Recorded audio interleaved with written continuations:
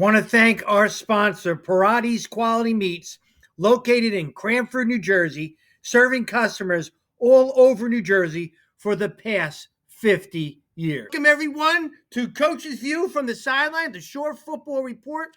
Coach Rob Davis, Coach Hoadley over there. How you doing? We are in week 14. We are in the final week of our talk show. Unbelievable. Wait, there's an asterisk though. Then What's we do the All-Star talk show and all that, and we'll have fun with that stuff. But before we go on, I want to thank you from my wife for hooking me up. Well, you told me to, throw your name around when I got there at the PNC Light Show, and I did, and I had to say, I said the Shore Football Report. She goes, "Excuse me?" She goes, "Yeah." She goes, "You darn, go right in." I didn't even have to mention you. I just said the Shore Football Report's here. Yeah. They escorted me right through the whole thing. I want to thank you for that. So, well, your family, I told you that when I spoke to your lovely wife about that, whatever I could do. I mean, it's Christmas season. Have the girls feel special going through there. I mean, it was cold. It's cold being out there, just standing around, not running up and down the sidelines. When you're standing out there directing traffic, it's cold. But I'm glad you had a good time. Oh, it is definitely no cold. appreciation needed. I'm glad you had a good time. You know what else is cold? And I just want to get right into it because it really has bothered me. Yeah, you and I both. College football is more corrupt than the NFL. College football is a business, and all you football players out there that have all these dreams that you want to go here, go there, and all that, just understand what you're getting yourself into. And I'm not saying it's bad, but it's a business. And if you understand that it's a business, you got to take care of certain things. But it's a marriage. It's a marriage. It's a marriage. When I was coaching at Barnegat, I made sure our players, before they made a commitment, and they knew they wanted to commit, when they woke up and you knew where you wanted to go, I said, sleep on it one more day. Yeah. Go to sleep, wake up. If you feel the same way, you have my blessing to commit and tell them. Don't just do it, because a lot of people fall back on their words and do it. Example, I want to go here, and then 2 weeks later, I don't want to go here. A commitment means that you are going to commit yourself for hopefully 4 years. But college to me was 8 years. So when I committed to William Patterson, I said, half my life, you got me. No, I'm kidding. Yeah. But no, you're right. But in today's world, we preach the right stuff, and then you have, I want to say idiots, but I mean, I don't think he's going to watch our show. I don't think Lincoln Riley's going to watch.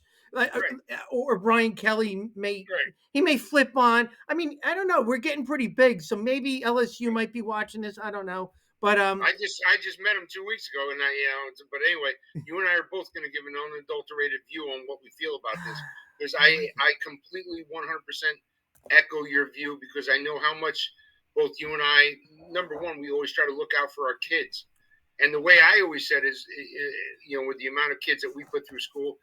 When you're committing to something, you're committing to that university. Yes. Don't think you're committing to that coach. No. Because it could change next week. And exactly, it's a great way that you just said it. Give it another day, just sleep on it, because you'll know it truly in your heart. And I'm going through it right now with my daughter, who's a senior.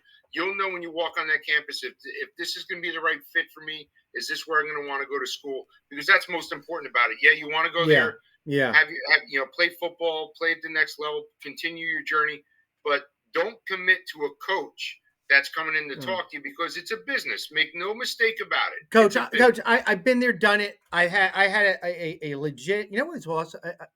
I'll tell you in a couple, but Division I coaches. I had a Division I coach that was recruiting one of my players, big time player. I mean, he had 70 plus offers. He was, he was committed to a place, And the guy was selling his school, and it was just to say another Big Ten school. Because he ended up at Penn State. But go ahead. Well, no.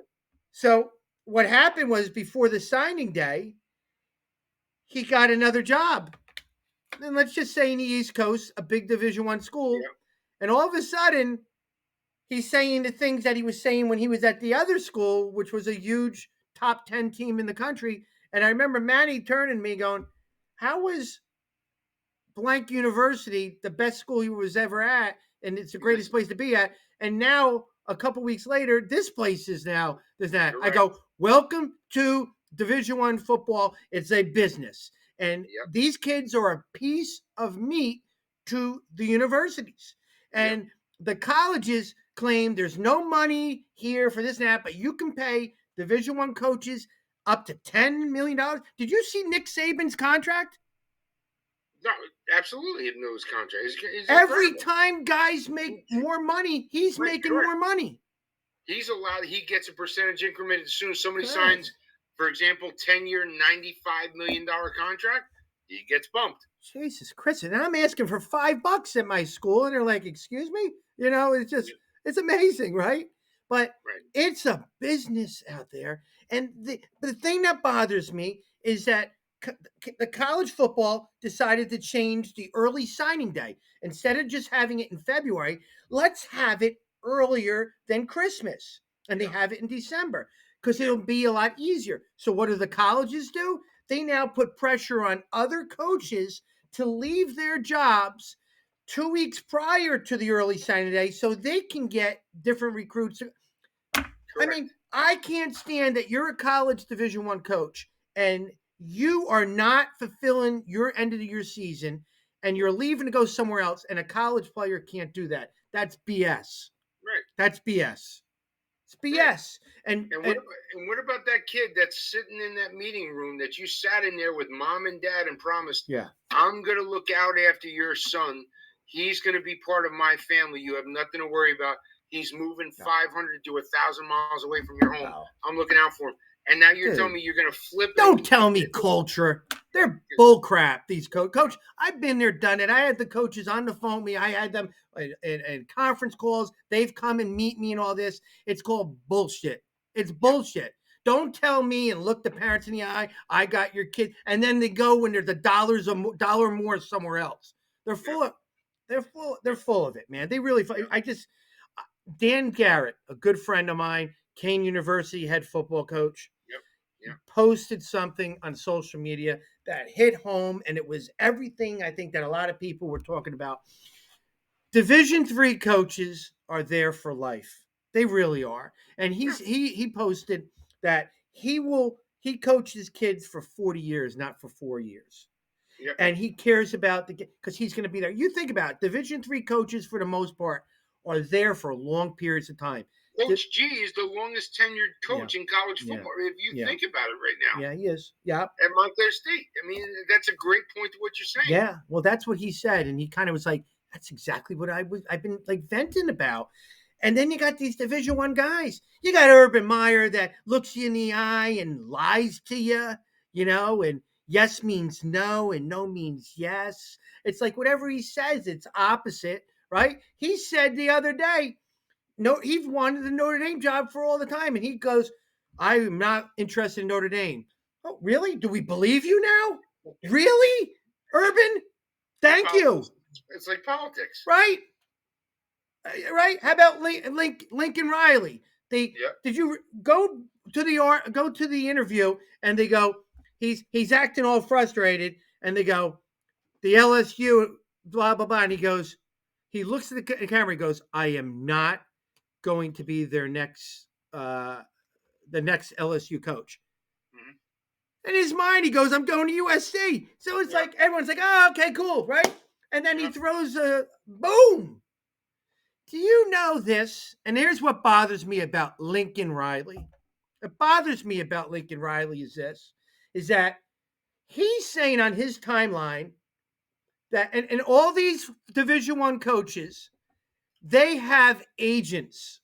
And how do I know? My buddy's an agent for these Division I colleges too, college coaches. These agents make 3% of the profit of all the stuff. Yep. So while the coaches are showing, appearances or coaching, these agents are doing dirty work for them and, doing investigating of, other jobs and commercials and they're doing all the dirty stuff. Ads, yep. That's what's going on. It's shady stuff going on. Lincoln Riley claims that he was never contacted. The whole season goes on. Let me tell you about Lincoln Riley, Coach. Lincoln Riley likes where he's at in his conference. Well, guess what happened?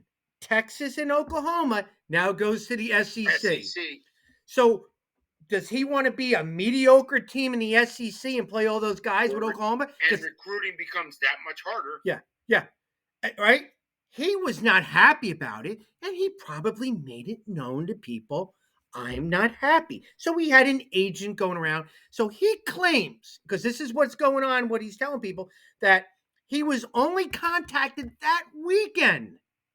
Now, he's married to Oklahoma. He's married for years. He's got all this investment. He's going to be there for a couple more years. He's got all this money. To me, I don't know the difference between making $7 million or $9 million. I mean, are you like, is that like, you're going to be living a lot higher? Well, 7 zeros either way you look at it, right? Think of that. What is the difference? I mean, you could put it all on Black Atlantic City and lose it all. To me, you're not happy. So these people are leaving over 1 digit more. Think of that. When you're talking millionaires, what's an extra million more a year? What is that? Because when you're coaching, you can't spend it. And again, let's talk about the student athlete that's sitting in the room, and let's talk about a Notre Dame or an Oklahoma or whoever you want to talk. We'll get to Notre Dame. They're still playing. They're playing for a bowl game, and now you're going to abandon that student athlete that you want as a coach to buy into what you're trying to preach: brotherhood, team. Coach, let me finish the Lincoln Riley. We'll get right to Notre Dame because that's a good juicy one too that you know a lot about too. But Lincoln Riley claims never contacted me until this weekend. I swear. How do you know when a college coach is telling the truth? Those guys that leave, every time they open their mouth. That's right. When they open their mouth, just believe what you want to believe because it isn't everything what you think it is. Yeah. All right? So Lincoln Riley, here's my issue with Lincoln Riley. He claims that nobody contacted him until this weekend. So then he talked to them. He thought about it. And then the next day, he made a decision. He claims that's how this business works. You're telling me that you're teaching family, you're teaching ethics, you're teaching all the right stuff to these kids. You're invested in a marriage, which is called Oklahoma. And you make a decision with somebody you don't have anything to do with in 48 hours, I'm calling you BS. That's BS. Yep. That's BS. And what does he do? He disrupts all Oklahoma. The recruits are now going to USC. Yep. And that's the other, it's just nuts. If you're a recruit, how do you trust a guy who's just leaving and doing all that? His character's in check. Yep. His character's in check. He left the team before it ended the season. And he's doing this, and he's telling people he never was contacted. My thing is, okay, if you never were contacted, then why'd you make a decision for 48 hours? I'd rather him say, I've been contacted for a couple weeks and we've been talking. I can say, okay, so he's starting to gain a little bit of relationship. He's claiming and telling everybody, the common people, nope, he called me, they called whatever, and here we are. You ready? Because we're going to both tell the truth right here. We're both married with children, correct? Yeah.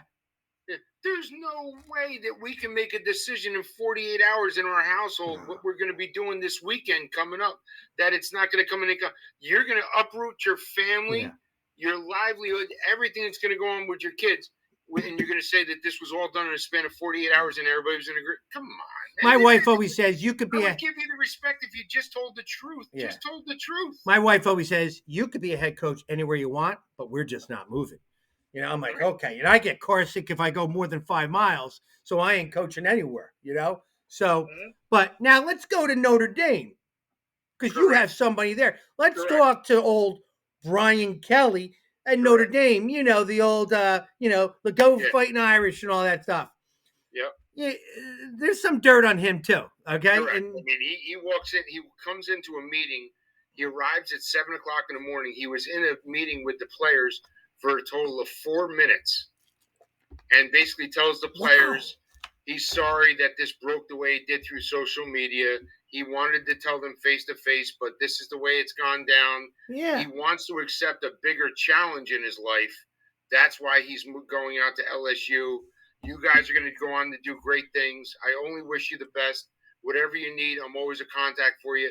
Leaves the meeting room, gets into a car, gets in his SUV, gets police escorted out, and by 7 a.m. 11 minutes, he's gone. So from 7 a.m., you arrive in South Bend, get out of your car, get up. You're not walking in right away. You're going to talk to your assistant coaches, obviously, right away. To come in and say you're back in your car with a police escort by 7, you know that that's the truth. You were only talking to these players for about 4 minutes. Yep. That's it. Yeah. And by the way, there's a shot. There is a legitimate shot that team you're talking to might be playing for a national championship. And I hope I hope they do.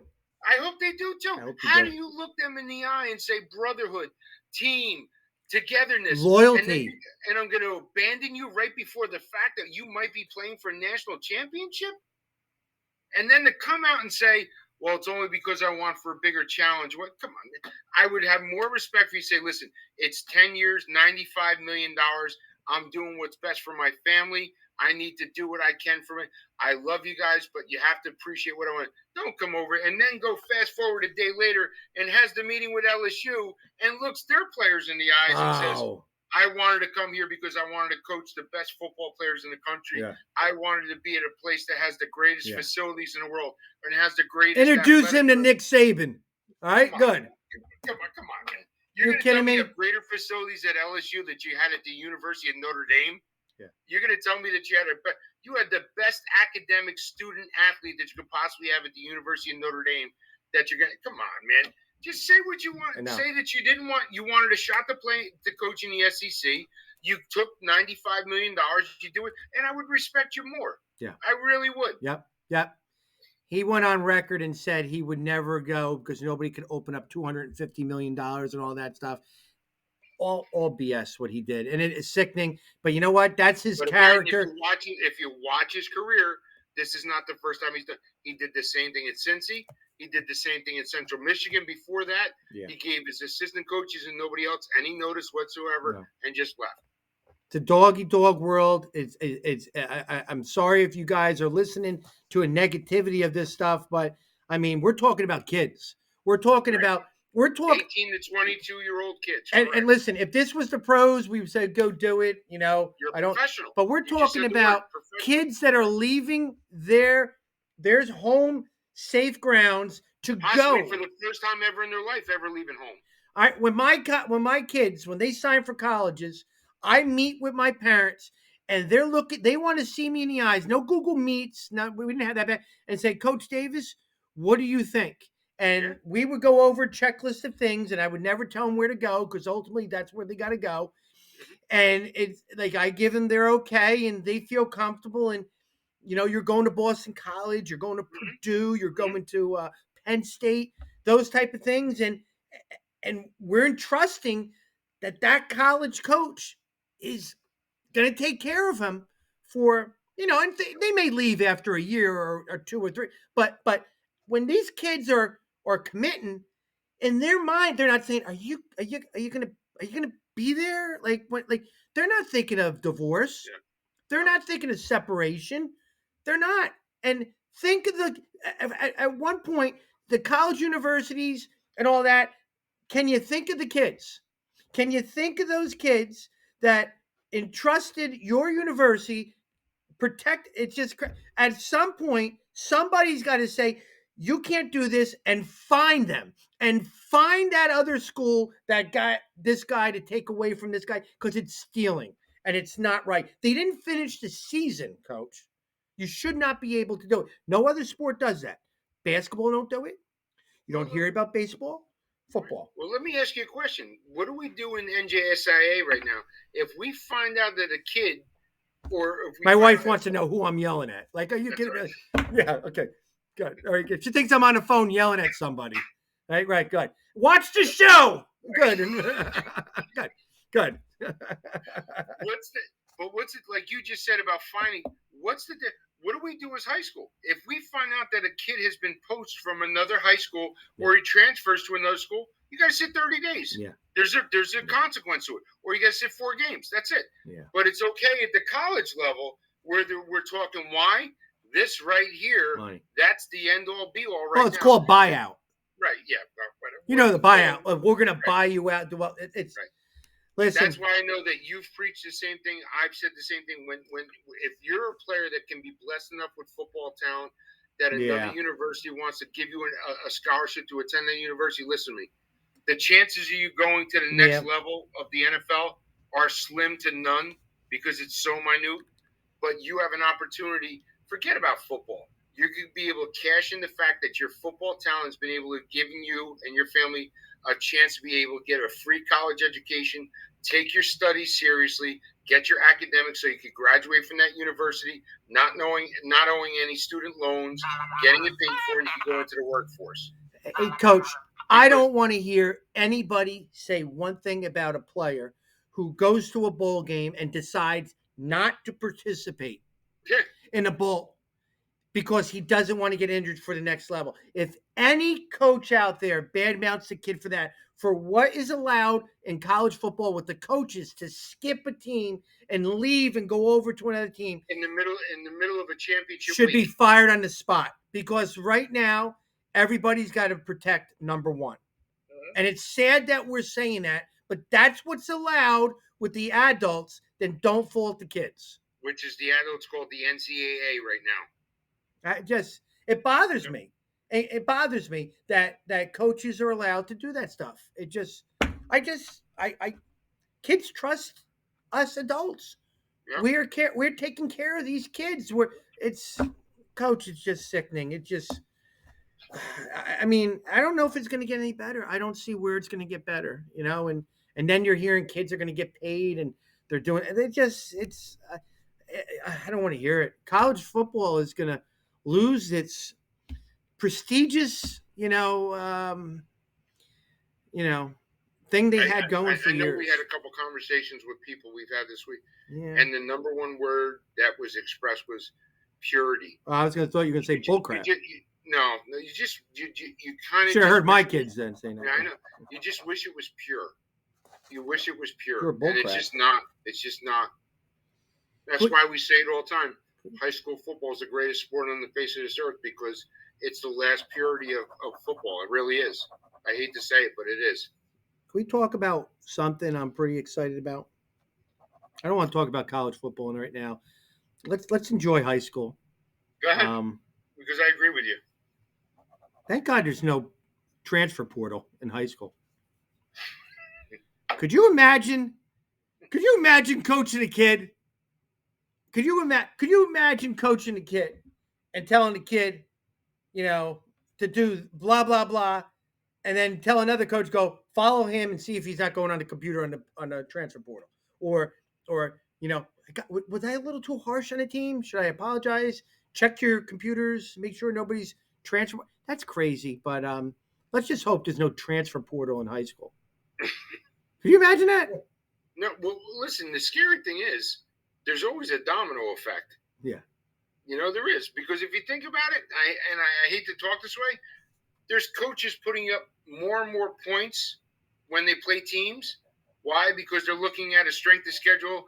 The new UFI of like points scored. Well, they beat this team by this many, and this team lost to this team by this many. So I need to put. Where did that get learned from? It got learned from college. Why? Because this team beat this team by 68 points, and you only beat this team by 42 points. I'm going to say one thing. Do you know there is a part of Virginia? My buddy coaches down there.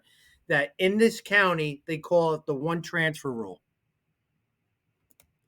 You're allowed, if you live in that county, to transfer one time to any one of the schools in the county.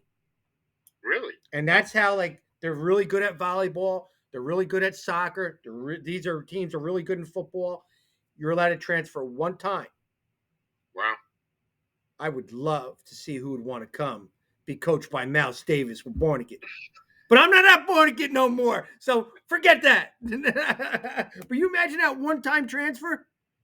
Wow. Holy crap. My tweets, my Instagram would be tagged with everybody, right? Wow. Come and get it. Ding-a-ling-ling. We'll be playing that game too as the college. Excellent, right? All the Catholic schools would be like, that's not fair. That's not fair. Can you imagine that?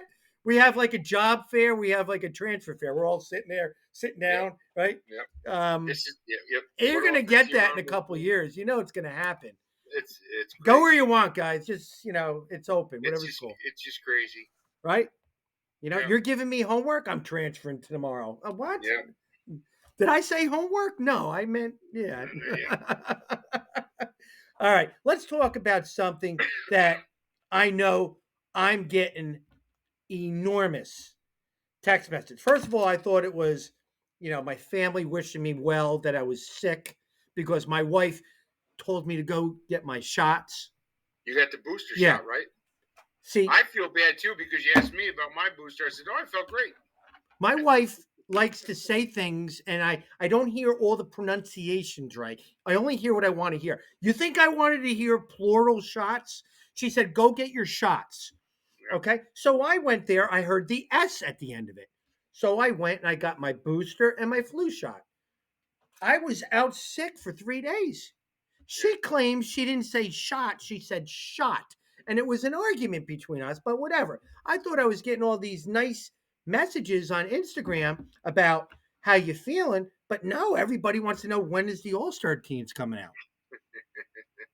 That got me better. I was excited because the Shore Football Report is in the process of putting everything together as we speak. And let me review what we're doing because I'm excited because we're putting the teams, putting a little twist on it. Yep. All division, 2 teams. We're going to do all county and all Ocean County, 3 teams. Yep. All Monmouth County, 3 teams. Yep. So that's a whole bunch of names. We're going to do an all shore team, 5 teams. Now, a look into next year. After all that's done, we are going to showcase who's coming back and who are the top players per class. Mm-hmm. And all freshmen, again, this is for the whole Shore, all freshman team, 1 team. 1 team, yep. Anybody who played varsity, I got them all on there, and we're going to put a 1-team all-star team for that. Mm-hmm. We're going to have an all-sophomore team, 2 teams. A lot of names, Coach. There's a lot of good athletes with the freshman, sophomore. But let's not forget about the juniors. Next year's seniors. An all junior team will have 2 teams for that. So we're going to have 5 teams of underclassmen just separate, an extra addition for the look into next year, right? And I know you're excited about that. And we're coaching. And guys out there, we are really picking and looking and really researching. That's not to say those underclassmen aren't going to make the all county. Yeah. Absolutely. Yeah. 1,000%. They have a chance to make quite a bit. And we want to make sure that you guys get some recognition leading into next year. We're going to treat it like college football. The Shore Football Report is treating this like college football. What do you got? The Street and Smiths? If we did Street and Smiths. Exactly. You might get called in to get a 5-year contract for $40 million. Coach, the one thing. Forget about these kids here. $40 million? I'm done. You kidding me? Coach, 40. You give me $5, $6, I'm out of here. You kidding me?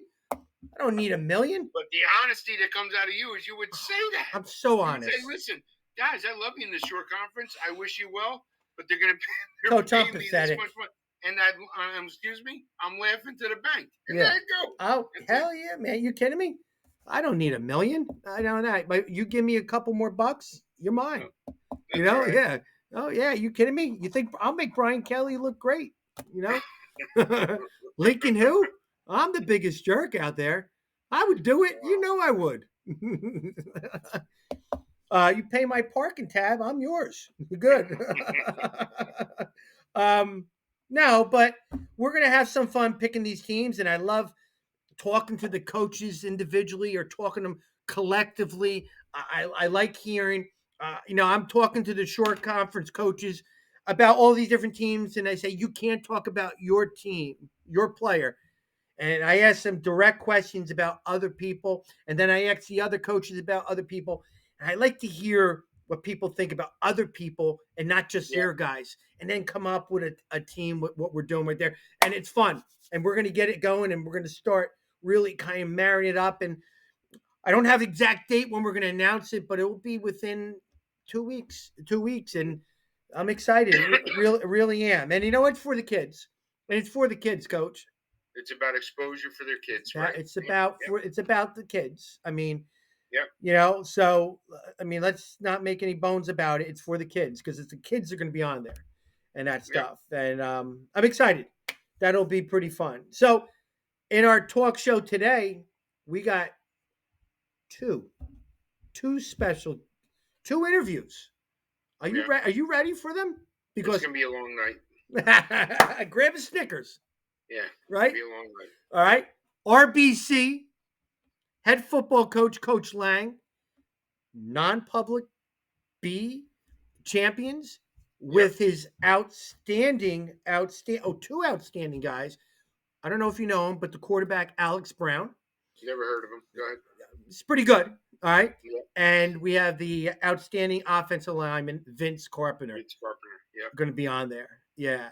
Both kids had outstanding seasons, and I can't wait to hear them both talking. So we'll talk RBC football. Yeah, I can't wait to ask him. I can't wait to ask him about the fact of a short conference team going up north and taking on the proverbial super north big time. And congratulations to them. I can't wait to talk to him about that. Yeah. Wow. I mean, watching them celebrate was something special. That's awesome. I never knew Coach Lange could dance like that. I mean, seriously. That's awesome. Man's got moves. Seriously. Got moves. I mean, he's moving those hips and doing the Lange shuffle. Like, I mean, seriously.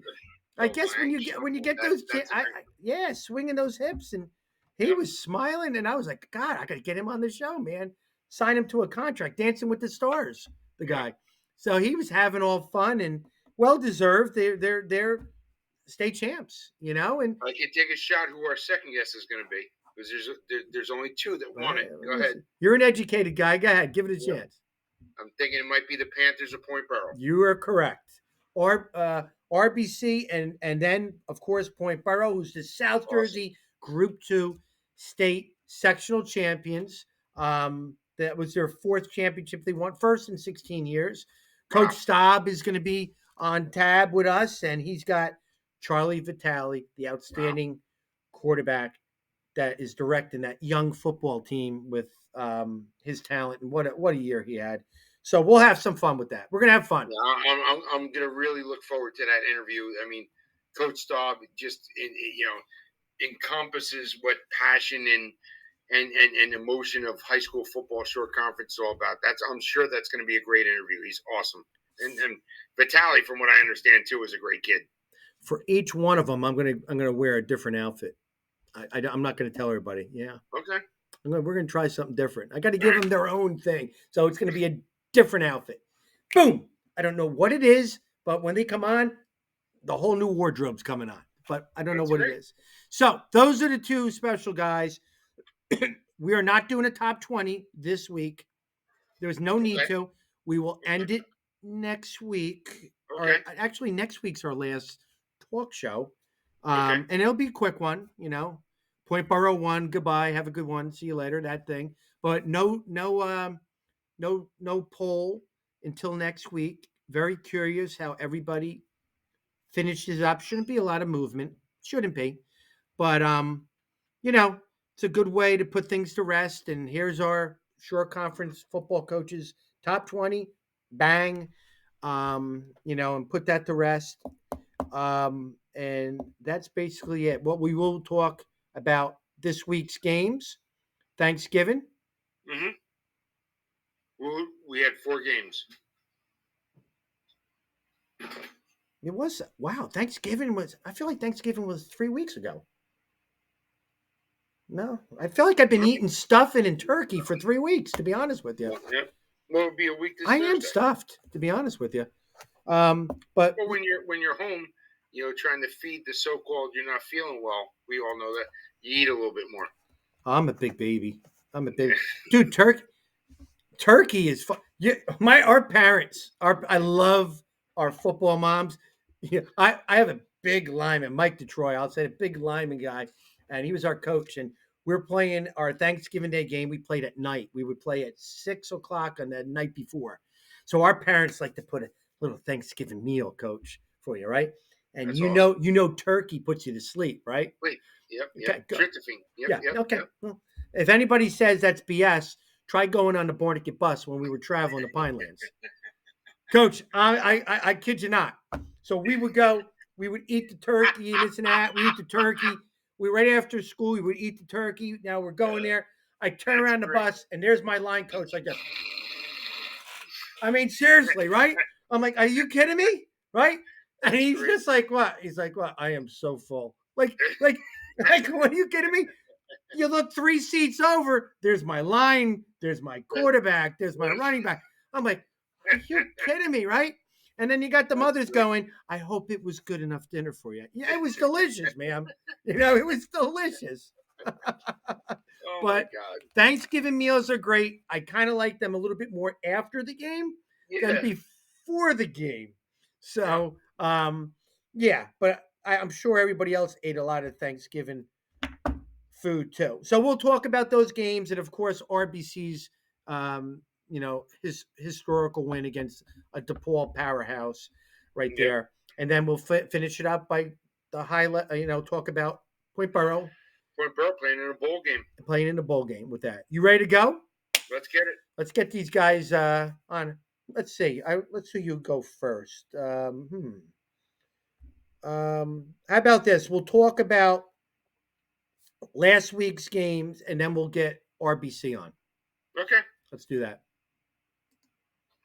I wasn't prepared if you denied it. If you said no.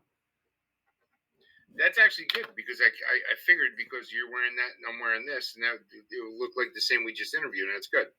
Yeah, well, we'll see. All right, Coach, let's now recap this week's or last week's games, which were the 4 Thanksgiving Day games. Mm-hmm.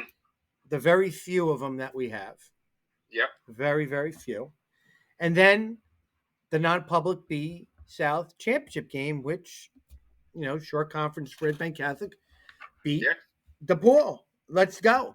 So I want to start and talk about the Danny George farewell tour.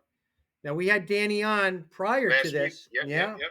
And had a lot of emotions. He did, and talking to him before, after, texting and all that stuff. And I was happy. I mean, again, Coach Fallon's a good friend of mine too, but you have to be happy with how he ended his run, his Hall of Fame run. I mean, Coach, he was 23 years as the head coach and wrestling coach, and he took 2 years off, and he was only 21 years with the track coach. So that's, 46 carried a 1. That's 67 years total of 3 sports. Let the guy retire, man. And it's a lot of time away from your family. Yeah. That's what you got to respect. Yep. And those players just loved him. He's endeared to them. He's a family figure to them. Can I say another thing? I'm going to say this. Coach Terry King. You know, Coach? No, I know the name. I can't say it personally. No, right. Respect him. A lot. And he also went as a long time. I think he was there 18 years. A long loyal coach. He also left with Danny, and it was good to see both those guys, end it the right way. And guys like Christian Rodriguez, 195 yards, 2 touchdown passes. And why would you even think that he wouldn't finish his career too, which his uncle was coached by Danny George. Yeah. So Danny coached his uncle when he first got there and finished his career by coaching this Rodriguez when he left. wow, that's a story right there. So he had a great year, Christian Rodriguez. He did. He's going to be on a lot of All-Star teams, Coach. Yeah, he I really is. agree. He's a special player. Coach George spoke so well of him last week. Yeah, Again, we've talked about it. I coached against him. He just that kid had a lot of moxie to him. You know that he was going to be a true leader, which you want in a right. quarterback. I agree. Long Branch won 29-14. Jaden Farmer had a touchdown. Sherman Williams is just he's like the Revis out there in high school. He had another interception for a touchdown. I Mm-hmm. think that was two that he had for pick six. He's an excellent defender. He's a junior, Mm-hmm. very talented ball hawk. Saku Kamu, 57-yard touchdown. Coach George spoke about. Yep. Those guys have had great seasons. They really have. On the other side, Pierce Olson. Pierce Olson had a hell of a game too. Yep. Replacing Grasso, who was injured. Yep. He threw 2 touchdown passes to Dangler and to Morton. Correct. So he also finished strong and hopefully put a hold on being the quarterback of the future at Red Bank. And Red Bank's got some guys to look forward to come back. They're excited. I know Coach Fallon's excited about the direction of the program, and rightfully so, because we both said this. I mean, to see Red Bank make the run they had towards the end of the year, stay playoffs. I mean, be this competitive longer and have that talent. What he's building within there.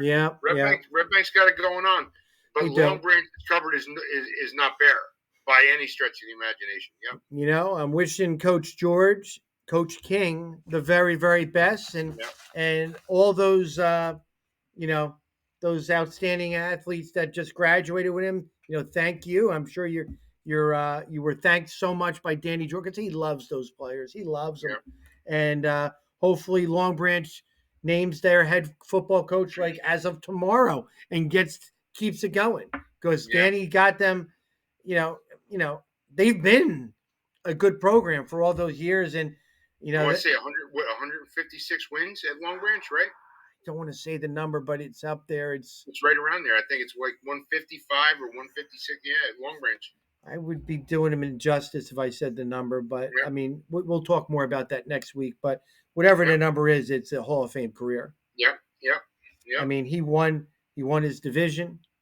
State titles. He won state titles, and I mean, just Bowling. and he's a good coach. He's a great resource. Every time he talks to you, he's the type of guy you want to write down everything he says.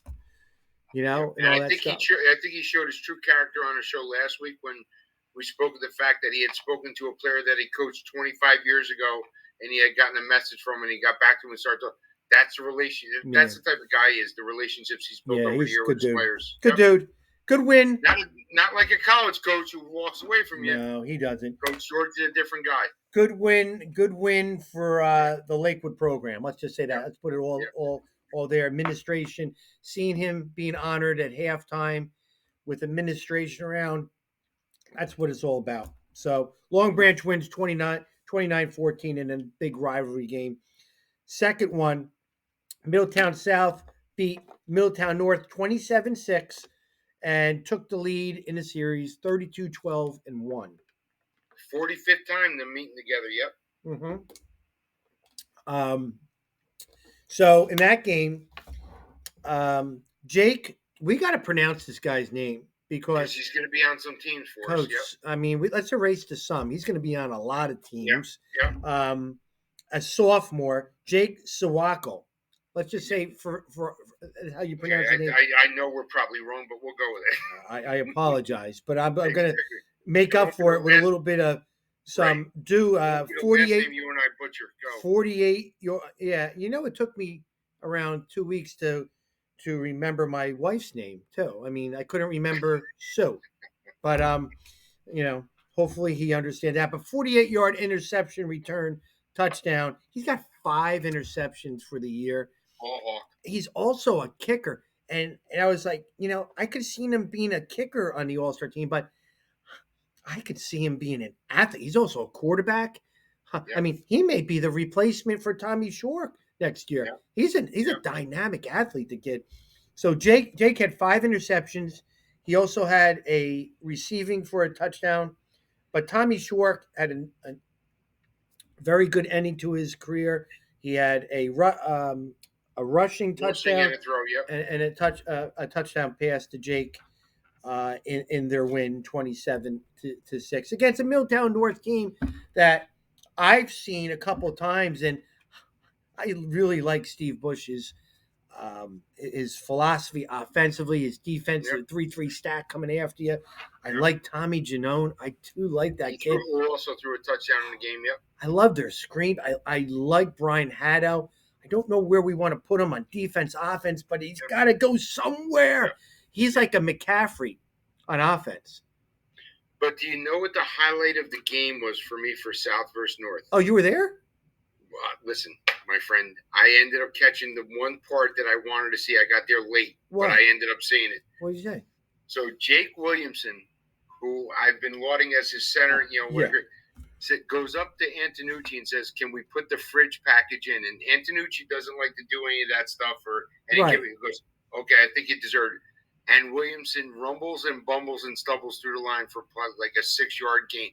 It was incredible. The crowd went nuts. Everybody was really. Yeah, so it was really cool to see that, see one of the dogs up front that always got his hand in the ground and be a true leader. Yeah.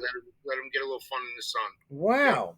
Yeah. So Coach Antonucci puts the fridge in, huh? The fridge package, yep. Good for him. What play was it? What kind of you the video. I got video of it. I'll send you a video. What kind of play was it? Was it like a dive? Straight dive. Listen, straight dive, my friend. Oh, it wasn't counter tray? There's no RPO. Straight dive. It wasn't a counter tray. He's faking one by going. We're not running counter tray. We're not running scissors. This is just turn and go. That's safe play by Coach Antonucci. Exactly. Yep. But listen, if he can do 6 yards every play, maybe he'll have it in next year with another guy with that. But a nice win for Middletown South. Middletown North had a good season again. They were the division champs, and so was Middletown South. Yep. Middletown South was in the playoffs. Middletown North also was in the playoffs, right? Yep. A lot of those guys on that game are going to be in a lot of these all-star teams that we had too. Yep. They really were. 27-6, two good football teams playing on Thanksgiving. And the thing I like is two high character coaches, and it was a lot of love on that field. Who truly respect the fact of the Thanksgiving rivalry between the two schools. Absolutely. Yep. I think so. I mean. No, I know so. Yeah. Yep. How about Manasquan playing Shore in a Thanksgiving Day game? Barn burner. Yeah, I mean, Manasquan finished 8-3 this year. Shore finished 7-4, 21-14. Yep. Brett Patton had a nice end to. I think he had 25 touchdowns. Wow. This season. Threw for over 1,700 yards, 25 touchdowns, 6 interceptions. Not bad. He is going to be a highly recruited kid this spring. There's no doubt. We've been around a long time, not to say our gray beards, shows. Yeah. When was the last time you think you would say a Manasquan quarterback threw for 25 touchdowns? I'm being serious. Jake, what's his name? Lanfried? Jax Lanfried. Remember him? They went to. Of course, I coached against him in '98. Jax Lanfried. I mean, he was dynamic. I don't think he didn't have those. No, he broke. Listen, before we start, Patton broke the single season. It's incredible. And the game, he's got the record for touchdown passes in a season, and I think yardage for. Wow. He's got 2 times. Yeah, I don't whatever it is, but to me, my point being, and you know as well as I do, I mean, that's an amazing stat to come out of that type of tradition-rich football program. I mean, what a season! And again, we talked about it with Coach Sello, what they were going to do this year with the offense. Well, Vic Caboo ran RPOs. It was just run people over. Yeah. Now they're run pass option. Yeah. But Vic Caboo don't make any. I mean, it was running people over. He did the Lou Versillo RPOs. But Cole Kozlowski had a great season. Another touchdown reception, and Again, where does he go? Does he go I defense? want to know what his true size is, because when you see him on a field, he looks like he's 3 to 4 inches bigger than every other player on the field. Well, He looks like a legit 6'4", 6'5" kid. I always tell people I'm 6'3". So well, you're lying, and I know you personally. Yeah, but only by 5 inches. What's the big deal? Really? I mean, seriously, is that really? Why can't I lie? I'm a college coach, right? True. Good point. Yeah, I mean, seriously. Listen, let's do if we do a segment next week on All Eyes, I am so good at it. I mean, it will be such a great show. You're so good at it, you probably interviewed for the Notre Dame job. Oh yeah, yeah, he had a great season. He really did, and from what I'm being told, he's such a great kid too. Yeah, and he's and the colleges he's getting looked at are the high academics. I love that. Yeah, I heard the same thing. I love that.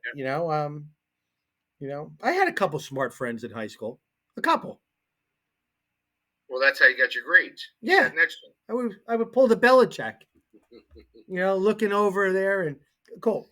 My buddy in college, I'm going to tell all these guys who are going to college, we had, our class was in an auditorium, and it was a, what class was, I forgot what it was, but it was 70 people, and the guy would give you all these different tests. So everybody got their tests, and they passed it. Everybody's sitting together, and the teacher would be sitting at, everything's on an uplift, Mm-hmm. And my buddy was sitting right next to his girlfriend. She was smart as anything. And he was a typical D tackle that, wasn't as smart as you would think. Just, all right. So they're all taking a test, and he's keeping his hat like this, and he's, right? And he thinks he's being smart, He's the same guy that falls pulling. He's running up and he's getting drilled, right? So he's like got his hat going like this, and he's writing all our answers. Going, he goes to me, and my name was Mouse. He's like, Mouse, that was an easy test. What? What are you talking about? He copied all the answers. So how smart he really wasn't when he got the test back from everybody. She got like a 97. He got like a 20. They had different tests. Right? Holy smokes. So, whatever. That was a little Belichick joke and all, but that was serious. He really did it. Joe Grassi, rest his soul. But, yeah, he wasn't that smart. D tackles weren't. I didn't really know too many smart D tackles in college. Did you want your D tackles to be that smart, though, to be honest with you? No. Exactly. No. We had this transferred D tackle from North Carolina State, huge guy, Darren Napier, and we were playing Ramapo. We were both undefeated. Coaches did their speech, and yes, coach, coach. He leaves, and you know how players just talk amongst themselves, right? Mm-hmm. And he's talking about our coach was screaming, "We're going to be disciplined. We're going to do this, and we're going to X and O him, and we're going to get him going." Yes, coach. He leaves. Napier stands up and goes, "Guys, hold on 1 second. I want to talk to you." Right? 6'4", 350-pound dude. And, dude, trust me, I'm a receiver going, all right, I got it. We're cool. Right? He stands up and he goes, "I just want to tell you what I'm going to do, and there better not be anybody that objects. The first play, I'm going to stick this forearm right up the center's throat before he even snaps it. So we're going to start the game off 1st and 5. Anybody have an objection?" We're like, "Nah, we're cool, we're good." Right? Right.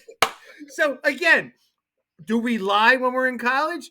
Because when the coach goes, "Are we going to play good football, good fundamental discipline?" We're like, "Yeah, we're lying, man." Right? Yeah, so, exactly. But those are the funny stories that you laugh about later on, right? That you last a lifetime. Yeah. Exactly. So I always wondered what the kids said when I wasn't around. That's the great thing that we always think about, like down the road, that when they're going to become adults and we get sit in the bar and have a beer and talk to them. What did you really say after we left the room, or what did you think about this season? I want to finish my talk about the Manasquan Shore game. We gave Pat and his due, Kozlowski. Oh, you got to talk about one other kid. Jameer Howard, I mean, he scores touchdowns every which way. He had a receiving and also rushing. He's very dynamic. I mean, you could put him all over the place. What a threat he is. But the guy, Jamie Mazzocco, I hope Kaz is okay because he's graduating now. Mazzocco had 2 more touchdowns to add to his school record for touchdowns in the season, 24, and he broke the school record for most yardage in a season. That's a credit to him, and we'll talk about him next week more with that. But I mean, where do you put and kick 2 extra points? By the way, yeah, he's running people over, and then he's finessing the ball over the thing. Where do you put him? He could be a kicker. He could be he's averaging 34.6 yards a punt. He's you picture a high school fantasy football player. Wow. That's a kid. I mean, it's amazing. Do you know what? You know what? At his graduation, I'm going to make a prediction. All his opposing coaches are going to be there clapping when he graduates. I mean, seriously, right? Bravo! Right, good. Right? Awesome. You are going to make sure that guy takes his diploma and he's gone. And then go, woo! Thank you. Because you're not going to forget that name for a couple years. And listen, and we can praise him all he wants, but I mean, truly, the true praise that comes out of it, knowing the program he's coming from, when the head coach of that program that's been there for 20-something years tells you this is probably one of the top 3 football players he's ever coached, that's pretty strong, man. I'm going to give you one name that's going to elevate next year, and you heard it here first, that's been in the program, that his father's a coach with Kaz, I think from day one. And it's just something when a kid has been raised in a household that lives, sleeps, breathes shore football. And by the way, and has some talent. Jackson Whitaker, a sophomore. Coach, he's going to be a dominating junior next year. Again, junior. Had a great season. He's going to be on some all-star teams and all that. But I think guys like him and the nucleus of guys he's got coming back is going to make sure I go back. Now, about Manasquan, 8-3 record. I mean, are you? It doesn't wow you because Manasquan's always good, but this team played some very tough teams. Their 3 losses were to RBC. Mm-hmm. They lost to Middletown South, and they lost to Woodrow Wilson. But they also have a win over a state champion in Point Borough too. Don't take away from that. And they beat a champion with that. Yeah, they've had a very good season. Phenomenal year. Yeah. Okay. Let's just make sure that was also being said.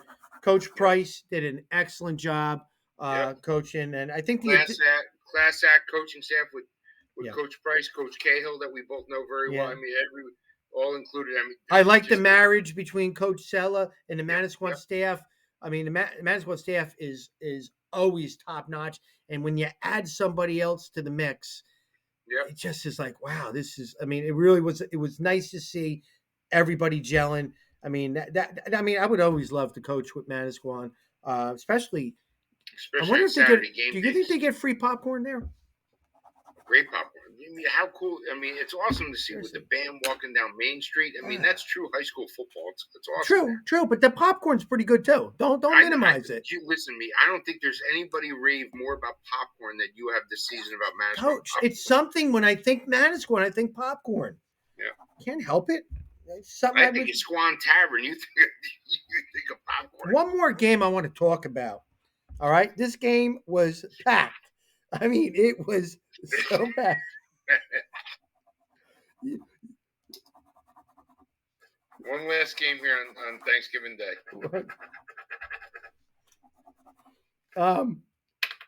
Wait, hold on. It was packed. It was over 3,000 people. When your wife texts you in the middle of the show, because I just got the text from your wife, that's a busted chop thing about how you yell at me. You can't laugh at the fact what your wife just wrote me. Oh yeah, she's a little buster. We'll get her on the show next week, maybe. How's that? Fun. 3,000 people at the Asbury Park Neptune game. I don't know if you've ever been to a game of a rivalry like that. No, I've always heard of it. I've never seen an Asbury Neptune. I've always heard about it though. Yep. It's like you got to understand that I think they share a lot of the same services, meaning Yeah. the youth football, the Yeah. little leagues, they all kind of combine because there's guys that live in Neptune that maybe have connection to Asbury and vice versa, and there's And it borders each other. It borders each other. Yep. yeah, there's mutual. Is there like a river that separates them? Yeah, that's exactly right. Yep, it's exactly right. Yep. Really? Interesting. But didn't know that. But a lot of respect because a lot of guys might transfer from one school to the other because they just moved to the other side of town. So that always, I mean, and so then they all get together in that beautiful Asbury Park Stadium. I mean, if you ever, I've coached there many times. Yep. It's really, I think everybody should play in that stadium one time. It's an awesome atmosphere with the blue field and the stadium seating in front, and you're on the river. But I'll tell you this: you don't want to coach there on a cold November, December day because the water is right behind the visiting sideline there. And let me tell you something, bud, it gets cold. It gets cold. I know it gets cold, but I'm gonna be honest with you. I don't like playing there because they're pretty good football usually. Yeah, there. absolutely. The band's going. I mean, it's a good atmosphere. Trust me. I could deal with the river. I could deal maybe with a little coldness, but I don't know about the guys on the other side. They're pretty good over there, Asbury Park, and they had a very good season. I mean, beating a Neptune team that was hot. 5-5. Neptune was hot. I mean, Neptune was 4-4 going into the game. Coach Duffy's got him going. Yeah. Coach Duffy's got him going. I was kind of shocked by the score, but again, you throw out the records and Kinnear Alston had 2 touchdowns, a rushing and a defensive touchdown. Davin Kraft had 2 touchdowns for Neptune. Yeah, actually he had 1, and Rashawn Banks had the other. But Asbury Park came away in a big win home against a Neptune team, and bragging rights for a year go to the Asbury Park Blue Bishops. Yeah, Austin had. I mean, you could see that this kid had a monster game in a big time. He had 2 touchdown runs, and then he had the fumble return for a touchdown that was about 52-yard touchdown return for a fumble return. Wow. Brown, like you talked about. Yeah. The other kid, even though he didn't score, what we've talked about many times is the Carter kid from Asbury. Oh, he's good. Another great game. He had 9 carries for 75 yards. He's going to be on a lot of teams as well. That kid, Justine Carter, he's a game breaker. He's a strong running back. Yep. With straight ahead speed, and his pass receptions he's got 405 receiving yardage too. So add his 405 to the 900 yards. He had 1,300 total yards this season, and he's a junior. So and you're going to hear of a lot of underclassmen star power next year. Which touched on your point, what you were talking about, exactly. Yeah. Yep. So, but credit to Neptune, like you spoke about with Coach Duffy. Listen, finishing 4-5. Yeah. You and I talking back in August. I wouldn't have signed on for that. I wouldn't have thought that would happen. No. Consider what he was going to be able to do. Credit to them. Qualifying what they did this year. Yeah. God bless. I mean, yeah. And he's young as well there too. Well, Asbury Park beat a Neptune team coming in pretty confident, feeling pretty good about themselves. And what does Asbury Park do? They beat them. Again, throw away the records, and it says a lot about the players at Asbury Park coming through with a win in front of a packed house, which gets we talk about Thanksgiving Day games. A lot of people don't like them. You tell those 8 schools, oh, forget it, that Thanksgiving Day games aren't good, and you're going to get an argument from every one of those. I agree with that. Good. Coach, let's end this right here with the state championship B, non-public B champions, Red Bank Catholic beat DePaul. You know a little bit about DePaul, okay? A little bit about DePaul, you do. And I know a little bit about RBC too. And RBC, from the beginning of the year to the end of the year, could we say was probably the most somebody had a bump in the road, probably the most consistent, Mm-hmm. No, I mean, They were the number one team in the poll 2 weeks ago. I'm assuming they may finish it next week as the champs. I mean, they're the number 3 team in the state. Yep. A lot of guys, a lot of guys did quite well this year. Alex Brown had a nice touchdown run and a pass to Najir Rahman, who came back from a couple games. He's been injured. Yep. Defensively, I like the guy Devin Breton. 18 tackles. 18 tackles. He's a sophomore. He's good. I mean, a lot of people are really, really, really, really high on him. This guy is too. Yeah, good. Yeah, he's high. Sabino, Portella. Let's just say, can we just say Portella brothers? Yeah. You know, I mean, they're both pretty good. Yeah, but I was just gonna say Sabino gets a lot of the recognition because at running back and outside linebacker, but Lorenzo at right guard, which I'm sure we're gonna talk about down. He's a road grader. A road grader. There's one more road grader too. We know about Vince Carter's a road grader. He's going to Purdue and all that. Yeah. But how about Tyler Burton? Another one that's only a sophomore. Coach, they're puppies. They're sophomores. I mean, they're state champion. They're 2 sophomore linemen. I remember his 8th grade year when during open houses father was coming around different schools looking to see where they wanted to go, and I saw this kid walk in. Yeah, that's 8th grade. I looked at him. He's like a box. Coach, he's a mountain with legs. That's my point. I saw it in 8th grade when he was 14 years old. Yep. Right? He'd be blocking the sun. It's like, what's going? Oh, Jesus! Hello, yeah. Wow. That So listen, Coach Lange did a great job with those guys. 13-8. I was probably more impressed how they played defensively. Defense, I agree with you. Yep. Alex. It took us 5 minutes. We didn't say it, but Alex Bauman, a defensive end, he arguably could be the best defensive player in the Shore. He's dominant. He had 13 tackles in the game as well. Dominant. He's dominant. Yep. He's dominant. And he held it together. Offense, defense. I mean, you could put him as a tight end, a DN, and say he's first team all Shore somehow. But, you know where he's dominant, and it as an offensive guy? You have to really account for where he is on the defensive side of the ball with your play calling. Yeah. You really do. And that's where he controls the game, and he still makes the plays. Yep. Real close game, but they were in control. Yep. They were in control I want to say basically the whole game. They really were. Yep. I was very, very surprised, and DePaul wasn't able to attack.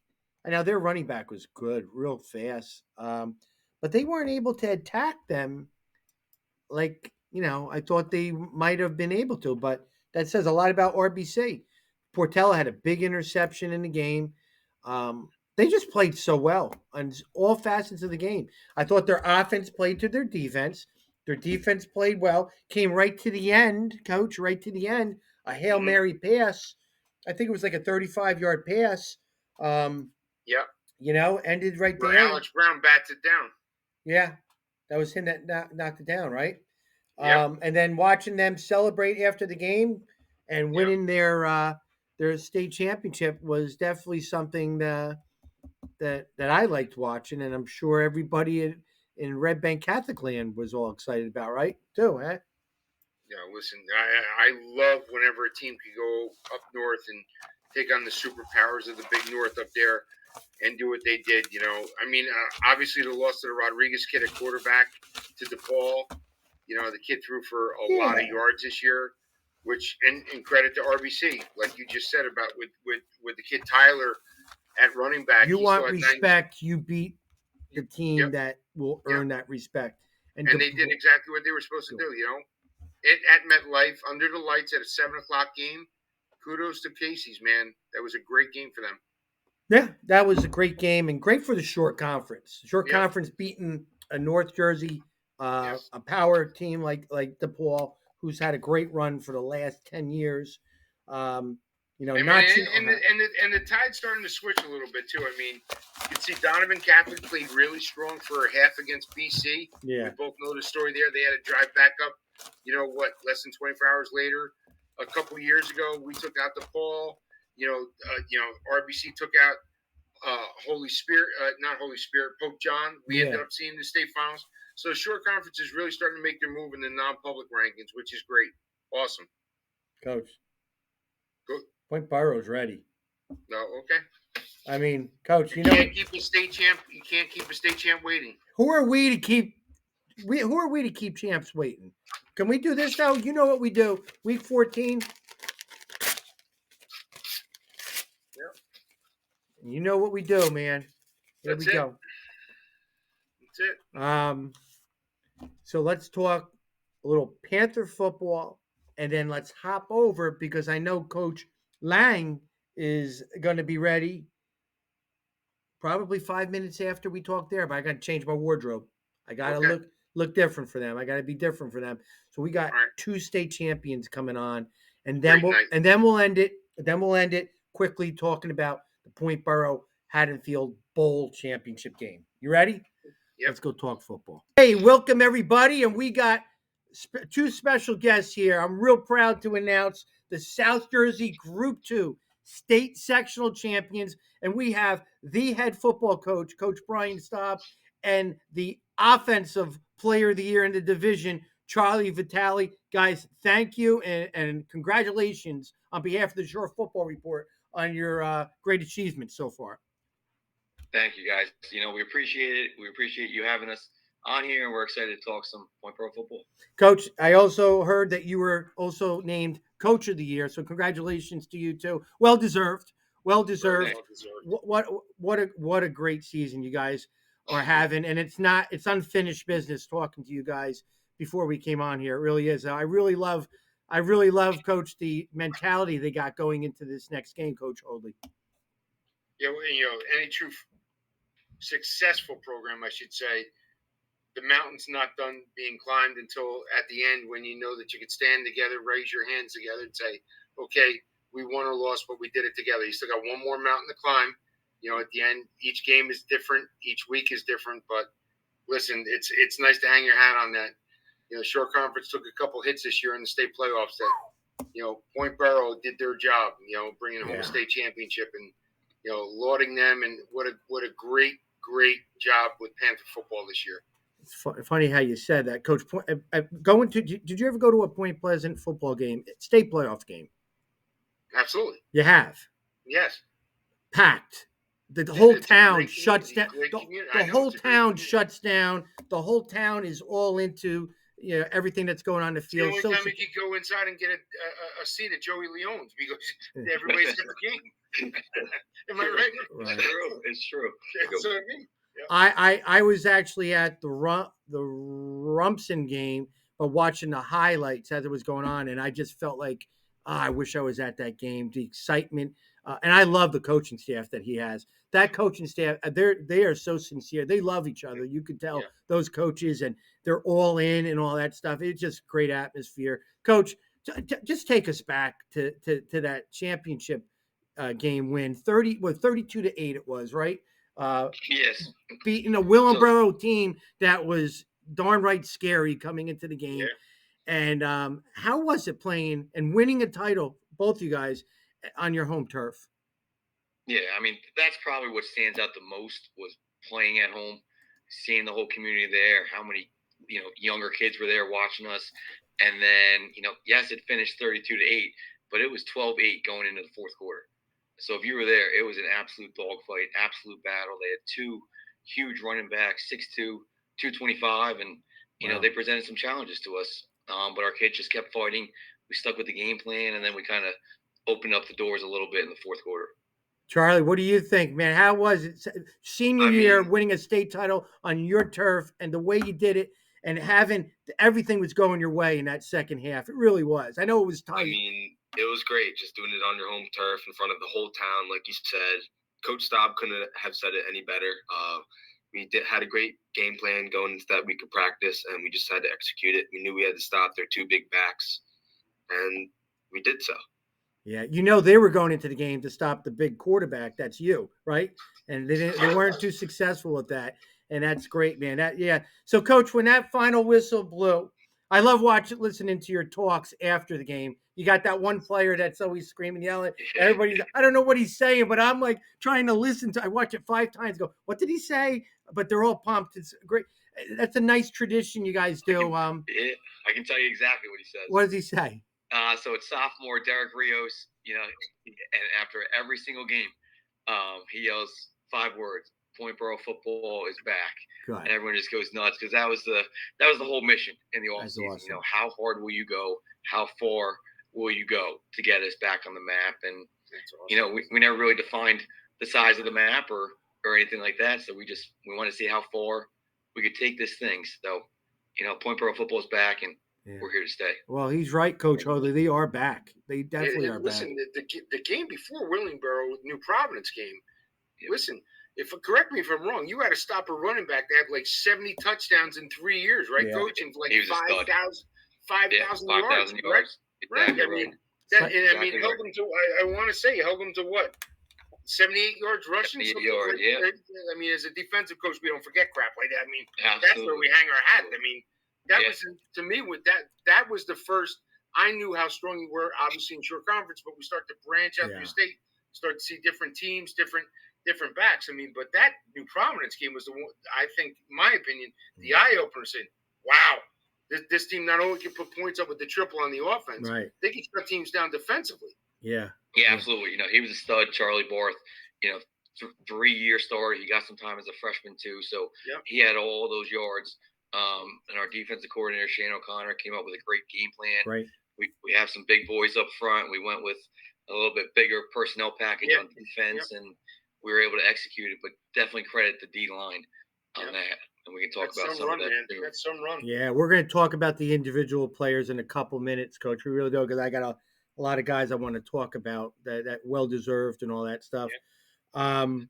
Charlie, just before I start talking about Coach Staub and how proud I am as, being a fellow head coach and watching that young man up there, being assistant coach and a successful assistant coach and having such a great reputation, then getting to be a head football coach in a Point Boro community that embraces its football program, and to have him bring back Point Boro to where it rightfully should be has been so, such a great thing to watch from my sidelines. Thank God I'm not coaching against you anymore. But Coach, it's been, and I talked to you a lot on the phone and all that. I mean, but really, watching what you have done in the community, because you were like an outsider, right? You didn't go to Point Boro. Didn't go to Point Boro. Yeah, that and having you take over the program the way you have to where you got it, and between you and I, it looks like it's going in the right direction for the next couple of years. And hopefully that guy, I called him Coach Vitale because he probably is going to be a coach pretty soon. Charlie, tell me this. Let's just look into the future just briefly and be like, now that you got your state title and you're playing in a bowl game, what do you think the direction Point Boro is going in when you graduate? The division next year, the divisions came out the other day. It's very winnable, very winnable. Yeah. We could easily take the division again next year, and it's definitely going to go in the right direction. We have 30 juniors on our team, so things are going to be great the next couple of years. That's for sure. 30. I can't even count that high. 30. Holy smokes! Exciting. 30 people, Coach. But we have talked about, you were. The COVID was 2-4. Prior to it, you were 3-6. You played really tough competition before that. I think that you got placed in the right, group size and all that type of division, all that, and to go 10-1, it just says a lot about you guys. It really does. It really does. So let's talk about right back to the beginning of the year, just briefly, and let's get into the good stuff in a second. You were excited about this team. At what point did you know that this team could be pretty good during this season? Yeah, really in the winter and the spring, just by their mindset in the weight room. They came in and they just attacked it, and they seemed like they were possessed. They were just on a mission. We kind of use that phrase. a lot. And we challenged them. You know, we said, how far, how long, how hard will you go to get us back to the top? And it started in the weight room, and this team made that connection that the weight room equals wins. And then we competed in the weight room, and then we competed on the turf fields in July, and we competed in every position. And it just made everyone better. So we thought it was here. You know, we were telling people around town, it's here, it's here, it's here. And then we were able to execute it and put it all together on the field. I know you're saying the right thing as a coach. I want to hear from Charlie, though. Charlie, at what point during the season, though, did you say to yourself, we could be pretty darn good? It could have been maybe at halftime of a game. It could be right before a game. But it had to be – there's a moment where everybody turns the switch on and go, we're pretty good. What game was it? What game was it? Honestly, it was before the season even started. When you see the schedule that we came out with, and all very winnable games, definitely. Yeah. That's about it, really. So a lot of confidence I know Coach Staub, we can only preach as much as coaches and try to instill the culture and what mentality we need to get done, because I truly believe, and I agree with you, that championships are won from January up until around August. That's when the team bonding, that's when the real grind work goes into play. The games are easy and the practice are easy. Once you get to that level, we can only – did you really see like the leadership step-up role with him? Because we could say we want as coaches, but when it comes from the peers of your own teammates and your brotherhood inside the weight room and the practice field, you see that start to climb with those guys to push each other? Yeah, it was just the work ethic and the accountability. You know, every high school team lifts, but it was how we were lifting and just like the anger and the desire they had. And I was like, guys, these are the best lifts I've ever seen. And I went to Springfield. That's special. Went to Springfield College. Went to Brookmore. Went to through the years. It was the best weight room team we've ever had. So that got us excited. I did love all the videos they were posting over the summer, and you weren't staging it now, right? This was legit, like you were doing it, right? It wasn't like, guys, give me 10 seconds of BS screaming, and then you're good. No, it was good, right? Never. If it's not 90, it doesn't count. So. If teams want to see a real reason of a game plan of how to win starting in September, watch what you do from January up until August and see what that goes on. And that's where it's really created. Yep. Exactly right. Coach Hoadley, right. I want to tell you and everybody else out, since 1974, I did a little searching, 13 division titles they've won, Point Borough, since 1974, just to show you that this community embraces the winning and all that, and how excited they are to be back. This is their fourth state championship they've won. They won in 2021. 2005 was the last one, right? Yep. Wow. Yep. Well, okay. I mean, well, 16-year drought. Yeah, you're talking 16-year drought, but there's other schools that never won before. Never won. Correct. I'll take a 16-year drought at Barnegat, but you guys, and then 1978, Al Sainer in 78 and 77. So those legends. But they've been in the finals 9 times, Coach, since 1974. Yeah. So, a credit to them bringing everything back to where. That's their expectations, right? In the community. And to tell you about the community of Point Pleasant, like I got a text message on my phone on November 19th from my buddy who lives in Point Pleasant. They're marching through town now. Police and fire sirens are on. That's awesome. That's high school football. That's why it's so special. It was awesome. People were in the street going nuts. That's great. It was awesome. Yeah. That is Coach. I want to talk about some guys. First, Coach Hoadley, I know you're going to fight me with it because you want to talk about those linemen. I want to talk about the skill kids. Vitale can't do anything without the guys. Nothing. Yeah, he knows that. He knows for sure. Coach, some of these skill kids, you got Charlie Vitale, we know is the offensive player of the year.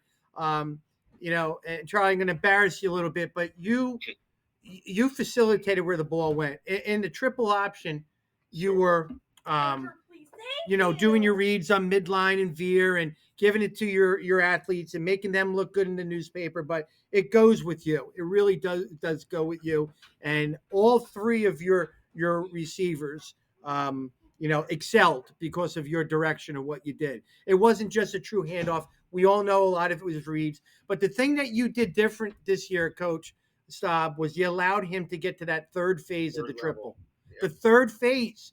And Charlie, that's a lot of trust because most people will have you read the midline and then duck it inside with the threat of the the pitch. More of it outside, correct? But you ran that third phase as good as anybody, and that's where you guys excel because you were the highest scoring offense in the short conference, Coach. Think of that. That's it. Says a lot. He does a great job getting the ball to the right guy at the right time. And when that happens, usually we're a pretty good offense. And he's got the mental makeup where it is a lot. It's a lot on your shoulder. He just understands it. And he's gotten so many reps as a 3-year starter. When you count up all the reps in practice, scrimmages, games, he can run this, in his sleep. He just gets it that well. Charlie, I'm going to put you on the spot. I'm going to talk about some other skilled kids. Just give me something quick to describe each one. Jack Croce, your running back, middle linebacker, ran for 1,000 yards, started as a freshman, and here he is as an all-star as a sophomore. Give me something so quick about him. Dog. Okay. Dog. Nice. Next one. Return specialist, cornerback, slot guy, Matt Oliphant, sophomore. Another dog. He's another dog. You can take it to the crib on the kickoffs. He can take it around the edge in the third phase. Good. Great runner. And he's got 2 more years. All right. And Kobe. Here's one. I think he played this game before, so he's good at it. Linebacker, fullback, I believe at times, Tyler Gordon, who had a great game last game. He's another dog. I mean, we give him the ball. He lowers his shoulder, runs kids over on defense. He's pummeling kids into the ground. So good. I like that. I'm starting to like dogs. Any kid you name, they're just all dogs. Linebacker, I think he's an outside stack guy, J.J. Bennett. Oh, our middle linebacker. Another dog. He's got the collar too. Okay. What number is he? 36. 36. Collar. Nice. Okay. Slot back, cornerback, Connor Salento. Another dog playing on a knee and a half right now. Doing a great job. Nothing more we can ask. He's got a 10-yard average for runs. So when you're running that counter to him, and the thing I like is when you're riding the fake and throwing it, I hope I'm not giving away. I'm sure Haddonfield had every one of your games and has him going up right down the seam on a touchdown pass like you did last game. That's sweet having that. Huh? He never lets one kid tackle him. It's always a couple of kids coming after him, always spinning out of tackles, bouncing off of contact. Great runner. He's also had some returns for touchdowns on interceptions too, right? This year? I think he had one, didn't he? This year? No, not this year. No? Gordon has 2. Yes. And Charlie's got 1, and Croce's got 1. And one more I want to talk about, and then we'll have Coach Hoadley brag about your athletic lineman. Slot back, outside linebacker, Sam Miraglia. Did I say his name right? Miraglia. Once again, another dog. He doesn't get the ball much, but he's always given 110% blocking and on defense. And he has a real love for the game that not a lot of players have. And great player. He's one of our most valuable players. That's awesome. No doubt. Coach Holds. Doesn't get enough recognition. Coach, I want to keep this going. He's pretty good with this dog stuff. I was just going to say, listen, Charlie, you got a really good future, bud. Hey, ratings are up with this guy. We might sign him. Without a doubt. Listen, we might sign you next year. I want to know what he thinks of us with one word. If one of us ends up getting a coaching job, I want to be a dog. We're going to bring you back. You guys are dogs too. All right, that's it. All right, good. Go ahead, Coach. I'll tell you, listen, before we get to the lineman, I'm going to give you a lot of credit because I know as a DC what it's like. When you get somebody that can, and Coach Davis talked about it, when you get orbit going and you can ride that and really take it to the third phase of your offense, you got to have somebody that's got some moxie there because you're going to get pounded down on. Because I'm going to teach somebody, listen, you're going to crack that guy every single time when he comes off there and let him know. But you got to ride it to the last part, and when you got to give it at the right moment, I'll give you a lot of credit because to be able to make that succeed, it's not really a talent that everybody has, especially in that type of offense. So credit to you, my friend. Good job. You. We eat those hits. Listen, that's a great thing. But let's talk about the guys up front. Obviously, the backbone of any type of offense is the guys up front, the unheralded guys that put their hand on the ground and make the good-looking guys like you, look so good. You know what I mean? Boom Davis. We don't like to say Charles, but we like to say Boom. Yep. Now, you can't say dog because obviously we already know, being a former lineman in high school and college, we know we're dogs. So you got to come up with something quick about your linemen here. I don't want to hear about how much they eat. I want to know why they call him Boom. Yeah, I mean, come on. I mean, it's pretty self-explanatory, don't you think? Do you guys make fun of the Boom, or do you say embrace the Boom? We embrace the Boom. Yeah, good answer. Good answer. And he's a Goliath. He's a Goliath. And he's only a sophomore. Yep. That's great. That's a great part. Holy smokes. Skinner, give it to me because I know about the size. Cole. Give me Skinner. Behemoth. Yeah, exactly. Huge. Charles Vitale is a master of the obvious. Coach, I'm going to add something. Yeah. I'm going to say he's going to be the most highly recruited Division I kids this spring. I'm going to say that because some colleges have already expressed that to other. That kid right there is 6'5", 305, and has tremendous feet. I was just gonna say, it's not just size. No, he can move. And he can move. Coach, he's got they're coming. They're coming. But I love the fact that he runs on the field with the flag and he's dancing, he's having fun, and that's a big dude. And boy, oh boy, I love the fact that he's on my sidelines than the other sideline. But he's going to be a Division I kid, no doubt, without doubt. Some of his best plays when he's downfield, 30 Yep. yards. That's what we love to see. Once they see that, it's on. That's right. Because I mean, in all honesty, we could see, we could all laud 60% of our linemen that are going to be within 5 yards of being able to. I love his personality. He looks like he's having fun out there. He's got all this energy. Great kid. He's having time of his life. Awesome. Who else, Coach? Luke Wilson. Yeah.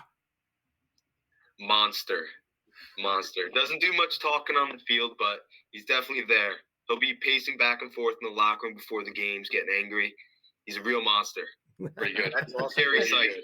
You know he's going to bring it once the whistle blows. That kid's going to be out there. Put him in the rat hole with me. We'll be all right. You know he's going to get a lot of text messages tomorrow if they don't appreciate some of the stuff. He's doing great. So he just gave you dogs. I mean, he's giving me the respect. He's giving me different, adjectives. I love it. It's good. Justin Tuz. I mean, talk about it's not about the size of the dog in the fight, but about the size of the fight in the dog. Oh, good job. Do you have There's that dog. Almost got it. You have a good relationship with Charlie as being a center. I mean, you got to really have that. You almost got to think somewhat on the same telepathic level of how you're feeling with each other. How's your relationship with him? I mean, it's great. We've been getting probably 10,000 reps the last 2 years, and we've been friends like our whole life playing football together. And it's just really great that we're doing this senior year. That's and great. Like you said, we have the same telepathy, whatever. Yeah, you could absolutely. That's where you succeed, man. But that's awesome, especially when you've heard so many stories of centers and quarterbacks down the road. That's a relationship really that's such a strong bond. You know what I mean? Yeah. Because there's so much mutual respect that goes with both ways with that. That's awesome. Connor Reynolds. Now, I don't have a word to describe him. If I did, it's nonstop motor. Relentless. That's what it is. Really? Yeah, relentless. That's a good one. Nonstop motor. Wow. Never stops. Never. When I saw him on film this year, he really resembled a lot of kid that I had last year, Jadis, from a DN for me. Oh, yeah. The motor did not stop. It didn't matter from sideline to sideline if they were running away from 7 tech all the way to go weak side. That motor stayed. I mean, take angle pursuit and go. And that's really a true. I mean, that's the kid you really want on your side. That no matter what time of play, in the first or 47th minute of a game, that kid's going to sell out and go. Man, that was great. That was. He's a grunter too. He's a what? He lets them know he's coming. That's great. Oh yeah. Yeah. Pretty good. Wow. That's great. That's great, man. That's a bunch of guys. And plus, you just have Coach. What do you have? Like 60 kids this year on the board? 61. That is awesome. Let's talk now about the 10-1 this Saturday 10 a.m. 10-1 Point Boro, the South Jersey Group 2 state champs. So I love this. This is like a main event boxing fight. They're carrying the title onto the field, and on the other side is Haddonfield, 9-2, winners of 7 of 11 sectional champions. They are the Central Jersey Group 2 champs. So they've been there, done it, and they're walking on the field. Both champions playing in front of everybody at Rutgers on TV, all that. Tell me how exciting that is, guys.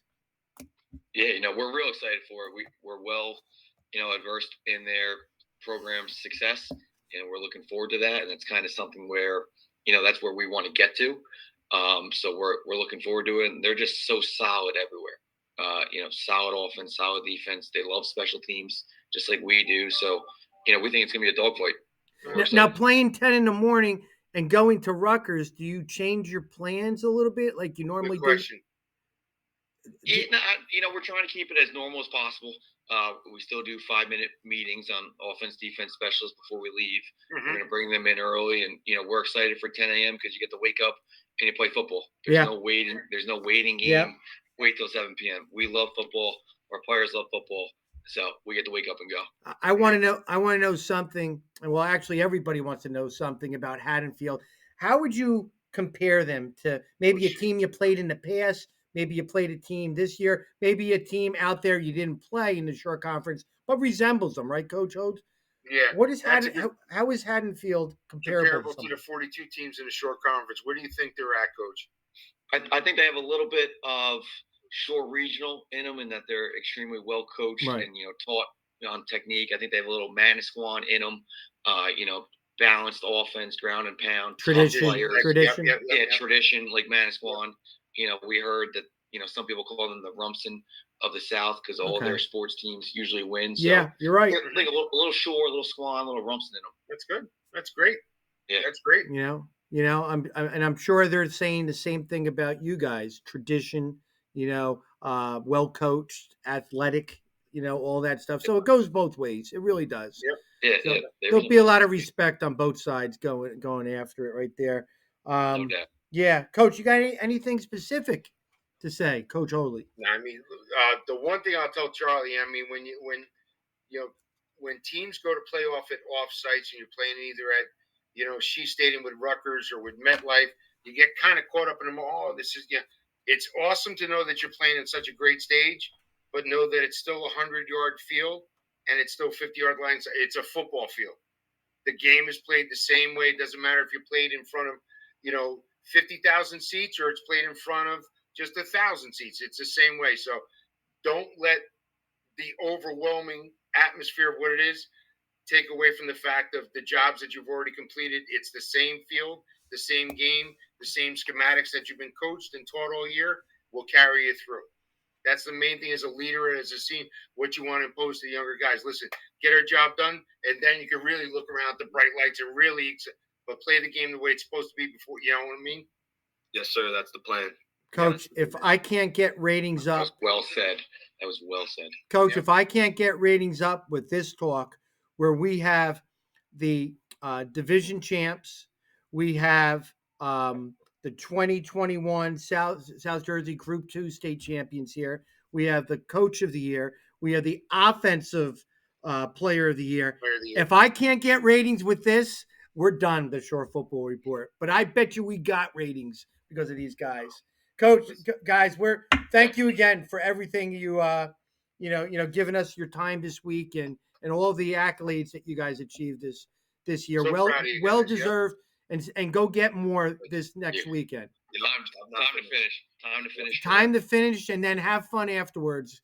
You go all out, and the short conference is rooting for you because right now you guys are representing not only Point Borough, but we're kind of prideful around here. We got friends in South Jersey that we're kind of bragging to. We got a good team here too that's going to be competing against your guys down there. So a little bit of a regional Central Jersey, South Jersey kind of going after it, So, but there's a lot of people pulling for you, man. They really are. And you got a lot to play for and be proud of. You really do. You got a lot to look forward to. Thank you. We appreciate that, guys. And, we can't wait. Like you said, we're going to try to represent the short conference to the highest of standards. Yeah, and have fun. Win it for yourselves. Win it for Exactly yourselves. right. Enjoy it. Enjoy They it. deserve it. They deserve it. Yeah. Absolutely. All right. You guys, thanks again for being on. I didn't want to take you too much. Watch Huddle, Coach. Don't blame us for anything. I'm All right. going there right now. Can't Awesome. wait.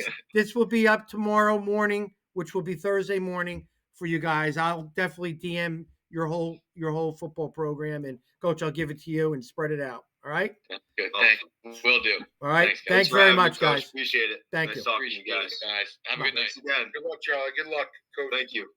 Take care. There you go.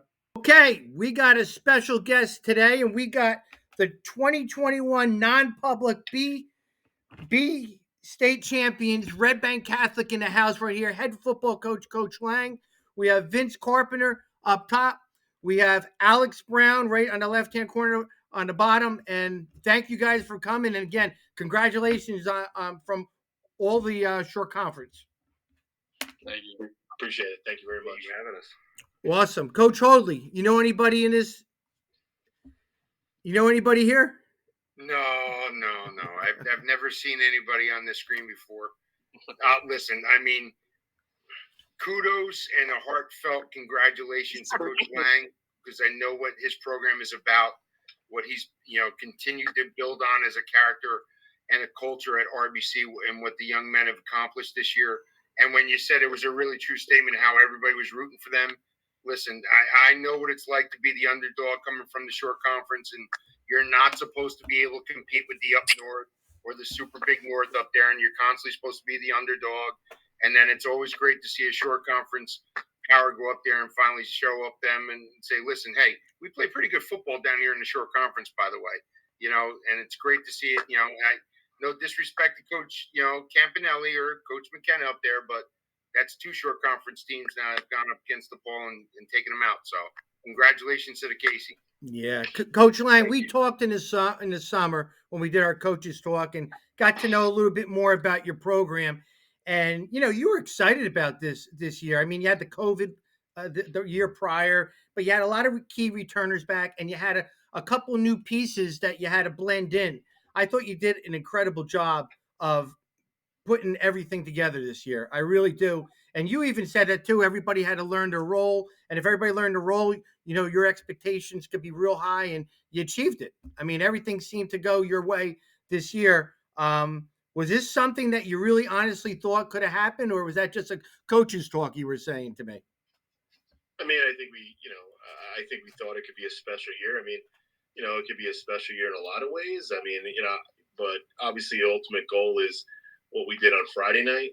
But that takes a lot of work to get there. And I think, it's a credit to the coaches and the kids here to buy into what we do. And, these guys will tell you it's not easy what we do week in and week out as far as the expectations that we have. But, I'm more proud of the challenge of, what people look at, what a private school is. It's like, all right, you have kids from all over the place, other schools, other towns. And, I'm proud of the fact that these kids generally bonded and made it a family-like culture that, honestly, like we had a lot of different personalities, but overall, like this is an experience. I think these guys will agree. This was experience like no other, just because, there was a lot of family-like atmosphere to this. And that's what sometimes it takes to get you through a game like that the other night, because that game was not easy in any aspect. That's such a great point, Coach. Because, and again, this isn't trying to be a non-public, sounding board here, but a lot of the public schools love to preach their soapbox on the fact that we grew up together. We've been together for so many years, where I almost look at the non-publics almost like going into an Army Corps or into an Armed Forces Corps, where you take so many different personalities from all over the place, different socioeconomics and everything, but come together for one cause to be able to compete on a field together. To me, that's more of a tribute to team camaraderie, team leadership, and leadership from an administration, which would be a coaching staff, to be able to get them to blend together. It's real easy when they come together and they've played together for so many years, but to put that together for a season in that small of a time, that's a tribute to everything. Yeah, absolutely. And I just think the kids did it. Listen, the kids did a great job. Yeah. As much as we hammer it home, but they have to buy in and actually do it. Yeah. And I think overall, and I think when you ask these guys, like, they all like each other. They get along. That's what makes it very enjoyable from even outside the field. Yeah. So I think there's a lot to that makes the success that we had. Yep. Coaches, you're right. I mean, us coaches, we can do so much, but these kids spend more time away from us coaches, on and off the field. They really do. You know that. So I want to go with Vince. You were here before everybody else, so you knew who you had coming back, and then you had new guys coming in too. Did you do anything different going into this season that you did in the past? I changed how I prepared for this season, especially going into minicamp in the summer. I spent a lot of time trying to adjust my eating habits and my sleeping habits to make sure that I'm always 100% ready every practice. But also in terms of getting to know the newer players better, Right. just like talking to them and just hanging out with them after practice and stuff like that, and just getting to know them better. That was a big bonus. Yeah. Now, Alex, you're different. You're a quarterback, and you're coming into a program that was a winning program. Expectations are high with you too. How different was it for you to be the leader of a team, on the field and all that, being a new guy on the block? I think the big emphasis is coming into like a new place, a new program with new coaches, new teammates. Doing that, it takes like a lot of mental stuff. I connected with the guys early on, like as soon as I possibly could, just get throwing sessions and stuff like that. But I mean, the mindset's always the same. I mean, I think I get along with pretty much everyone, and when you step onto the field with these guys, they're such a great family. So it's pretty easy to get along with them, and once you get that bond going a little bit, then it just it starts expanding even more. So it became just fun going out there with my boys, and it was a really fun time. I thought it was amazing offensively how it seemed like different athletes were starring in different games, Coach, on different weeks. It was amazing. You were facilitating the football to all these guys, but up front, I kept hearing about Coach Hoadley. You kept talking about how mammoth Red Bank Catholic was up front, right? Yeah. Coach, you want to talk a little bit about those? Honestly, I mean, Mike's starting to blush a little bit here, but I mean, when I saw them live and in person, I obviously, playing against them last year and the years before, but I saw the size difference this year and the athleticism that went with the size up front this year.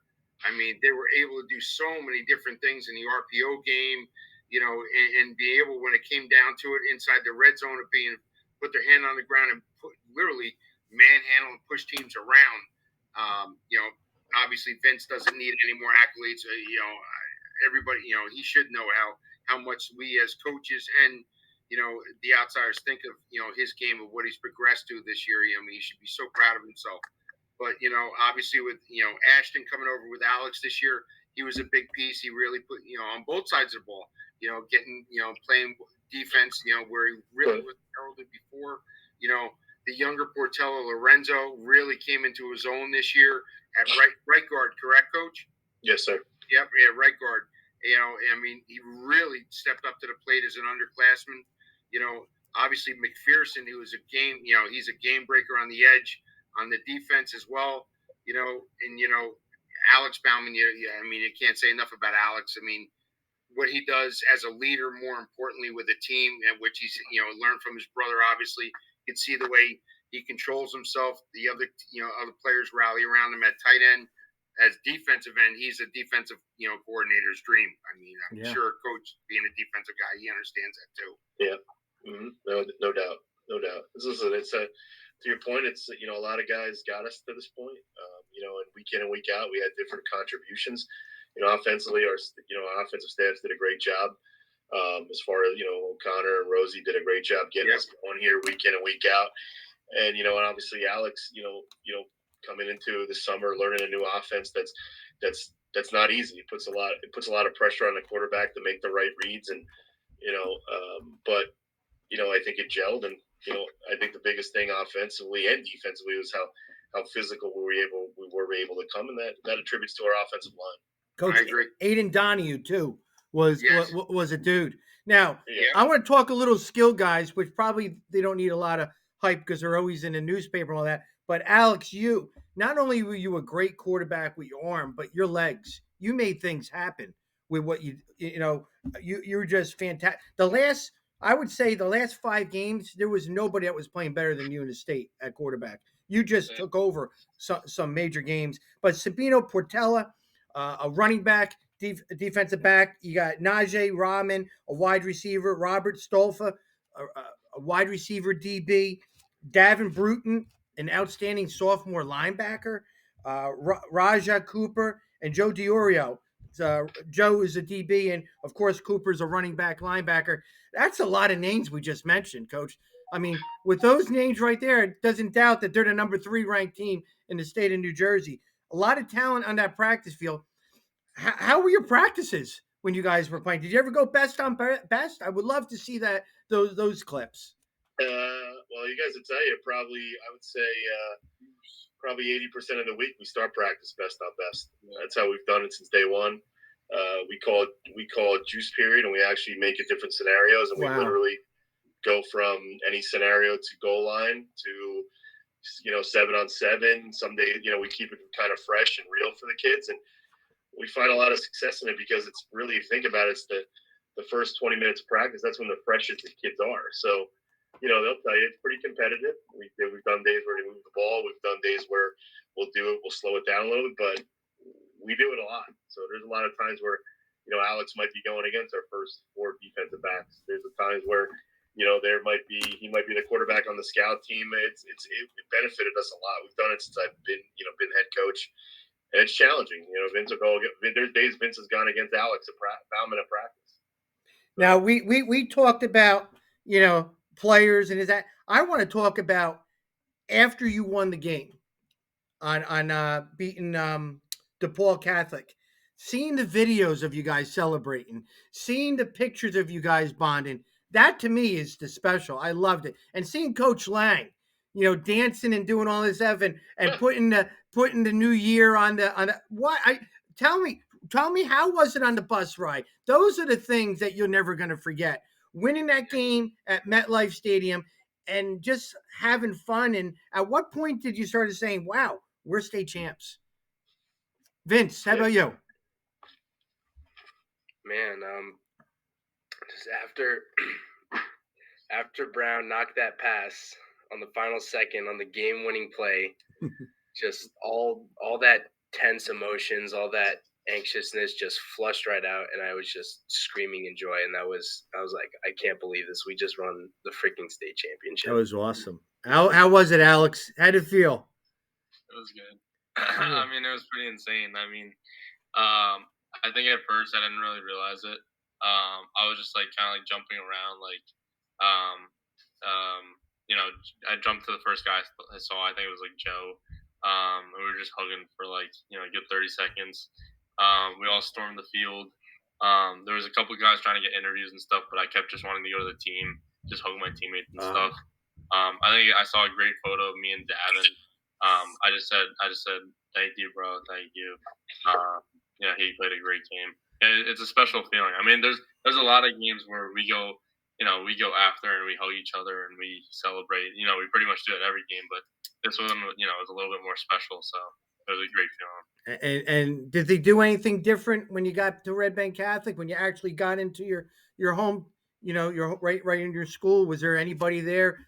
The families, maybe the police, the fire? Yeah, when we came in, we got a little police escort. It was really cool. All of our family and friends and fans were all waiting there. That's awesome. Celebrating, playing the song "We Are the Champions." So that was fun. Nice. And then Coach Lange put up the sticker, and we were all going crazy and took some pictures and stuff. It was really fun. I mean, when you're playing in state playoff games, we were talking about this earlier. We all have friends from all over the state. And we're very prideful of our own turf. And that's how it is. It's a normal thing to do. But me as a sports guy, I got buddies in North Jersey. I got guys at DePaul. I got them all. And when my guys from my area are playing your guys in that area, I like to, to say we're going to win. And it was so awesome, man, because there's a lot of people pulling for you throughout the shore. area, because when you're playing those big schools up in North Jersey, that's what you're always going to be compared to. And you really, and we haven't had a lot of success. Coach Hoadley, you know that. We have not had a lot of success, and we've had success now. Matter Day a couple years ago, and also you this year was a great big win for the Shore Conference. It really was. Really, really was. I hope you guys know that. Yeah. Yeah, Awesome. definitely. Awesome. Definitely. You don't get respect until you beat the teams that, they'll get you that respect. You really would. Yeah. And that was a big win. Now, On the Bergen. yeah. Coach, anything? One quick thing. I mean, I obviously missed the boat. I never played Alex at safety on defense. So I must not have seen something. Credit to Coach Lange. That's all. Yeah. Well, he'll tell you, like, this has been something that's kind of been stashed back there for like about 2 or 3 weeks. I actually asked about it way early on in the season, like the beginning of the season, and then I just kind of gave up on it. And then he came up to me like one practice and was like, "Ready?" I'm like, "For what?" He's like, "Safety." I'm like, "All right." Well, Yeah, I have a feeling Vince wasn't the other safety on the cover too, right? I think we'll leave it at that. Sorry, Vince, but yeah. But speaking of defense, and I know how prideful Coach Gall is, and Coach Grant, and everybody else on the defensive staff. I mean, you think about it, going 11-1 this year, you only gave up 9.6 points a game on the average. Yeah. Against, I mean, the top quality of what you're going to see really in the Shore Conference going forward. And then going into the state playoffs, you're seeing a Morris Catholic team that's going to spread the ball out, try to get you going, then back it down, correct, and go to St. Joseph Hamilton, where Coach, they're going to run wing T. Yeah. Sacco's going to do what he wants to do and whatever. Then go back into DePaul, and to be able to have to scheme against, all of the different offensive sets that you were going to have to, and only give up 9.6 as an average. I mean, I know we're loading Alex and Vince in the offensive line, but that, credit to the defense with RBC this year. I mean, only one loss to Donovan Catholic, who obviously everybody has seen, they can compete with the Big North as well. So that's a tribute, hanging with them the way you did. I mean, that's a credit to the defense this year. It really needs to be lauded. Oh, yeah, absolutely. I mean, Kevin Gall does a great job with our defense.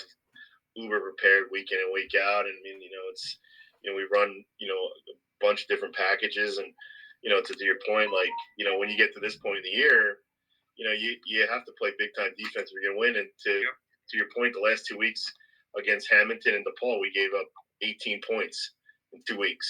Totally two different offenses. Yeah. And we're literally, to your point of like the wing T, like we were lining up the first day and our kids are saying, what the heck is this?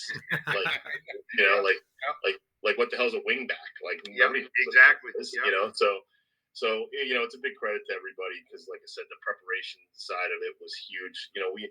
We don't do a lot of these guys will tell you that we really didn't, we did a lot of mental stuff as opposed to like physically beating the heck out of each other in practice. And I think it paid off because, mentally we were engaged, physically we were there to get us to the finish line. So I think it was a great collective effort. Yeah. Coach Hoadley, I want to wrap this up. I like to keep my word on how long it is. But these guys have been tremendous. We will not talk about next year, but this year, guys, just so you know, the Shore Football Report will also be doing many different all-star teams. I'm going to give you a little hint. You're both on them. So you will hear from us. You guys had a very good season and should be recognized for that, as well as all those guys that we talked about and probably many, many more that you have. You have a great roster, a tremendous season you did. And once again, congratulations from the Shore Football Report for winning your state title. Really was. Thank you, guys. Yeah. Appreciate it very much. Coach, thank you very much. And you guys ever need anything, you know where we're at. Coach Hoadley, got anything to say to these guys? No, I'm proud of them. I mean, I'm obviously biased towards with the non-publics. As of this day, we're still truly the only true state champion in their section because it goes all the way from Hamilton all the way down south, all the way up north to DePaul. That they can honestly truly say they are the non-public true state champion for the state of New Jersey. So next year, publics are going to go to one champion. Yeah. Yeah. Right. But at this point in time, RBC could say this right now. Yeah. Well, they can say what they want. They're champions, man. They really are, man. Guys, thanks again for coming on the show and wishing you guys the very, very best and happy holidays to you guys. All right. Happy holidays. Thank you so much, guys. Thanks. All right. Take care. Be good. All right, Coach, we're going to the next couple minutes, we're going to talk our breakdown, our quick breakdown. We just got done talking to Coach Staub and Charlie Vitale. So we talked a whole bunch of Point Pleasant Borough football. This is where we're going to give our predictions of the game. And then we're going to end it. Okay. You good? That's where we go. Yeah, let's get it. Well, you heard the conversation we had with those two fine young men. A lot of great players there. We want to make sure that, listen, this is they're going for the win, but whatever happens, they've had a great season. They really had. Two champions playing for the right to play in a bowl. Next year, they're going to play to one champion, the Publix. For one champion, yep. Which is long, Coach. If you're a small school, think of it. If you're a small school that has like 30 kids on varsity, injuries and all that stuff, the injuries that factor that happens, you might not be the same team you were week 1 or week 0. So you might not be getting the best players or the best teams. What should I say? Well, listen, how many times we've said this as head coach? I don't care if it's a group 5 public, non-public power or group 1. The first day that you start camp, that's the best you're ever going to feel. Yeah. You're never going to be 100% after that first day. You just can't. It's because this is the only sport that your body gets beat. I dare anybody to debate me about this with any other sport. It's just you're never going to be the same. Very true. That's a great point, like you just said. The group 1s and 2s, the physical toll it takes on your body to be able to play into mid-December, that's tough. Yeah, so listen, that's going to be an exciting game for both communities. I don't care how many times you get to that point, you're still excited. Yep. It's still new kids. It's still new chemistry. It's still representing this town. It's a huge thing for Haddonfield, who's been 7 out of 11 times they've been champions the last 11 years. That's a pretty good record. They won a bowl game 2 years ago, which is just started 2 years ago, I think it was. And Point Borough, it's going to be a good game. They're playing. The only thing you heard me ask them was, are you going to do anything different? Mm-hmm. It's Saturday, 10 a.m. You're traveling to Rutgers. Yeah. During the season, no games are before what? 12? 1-12? Yeah. So now you're going 10. Yep. So you're talking about if you're going to be on the field. I like to always be on the field, or should I say, we're off the field a half hour before the game starts. Half hour before we have to be back on the field. I'm with you. Yeah, for the band. So 9:30, we usually are there. Let's just give a rough thing. Let's say 8:30 you're on the field. You're off at 9:30. So if you're on the field at 8:30, well, what time do you? And again, when you're on the Rutgers, you're in different parts of the stadium because you're not using the locker room. Sure. Which is. I agree. Rutgers watches our show, so let's be quiet. But it's not nice. We should use the locker room. So with that being done and said, you probably got to get there 7:30ish.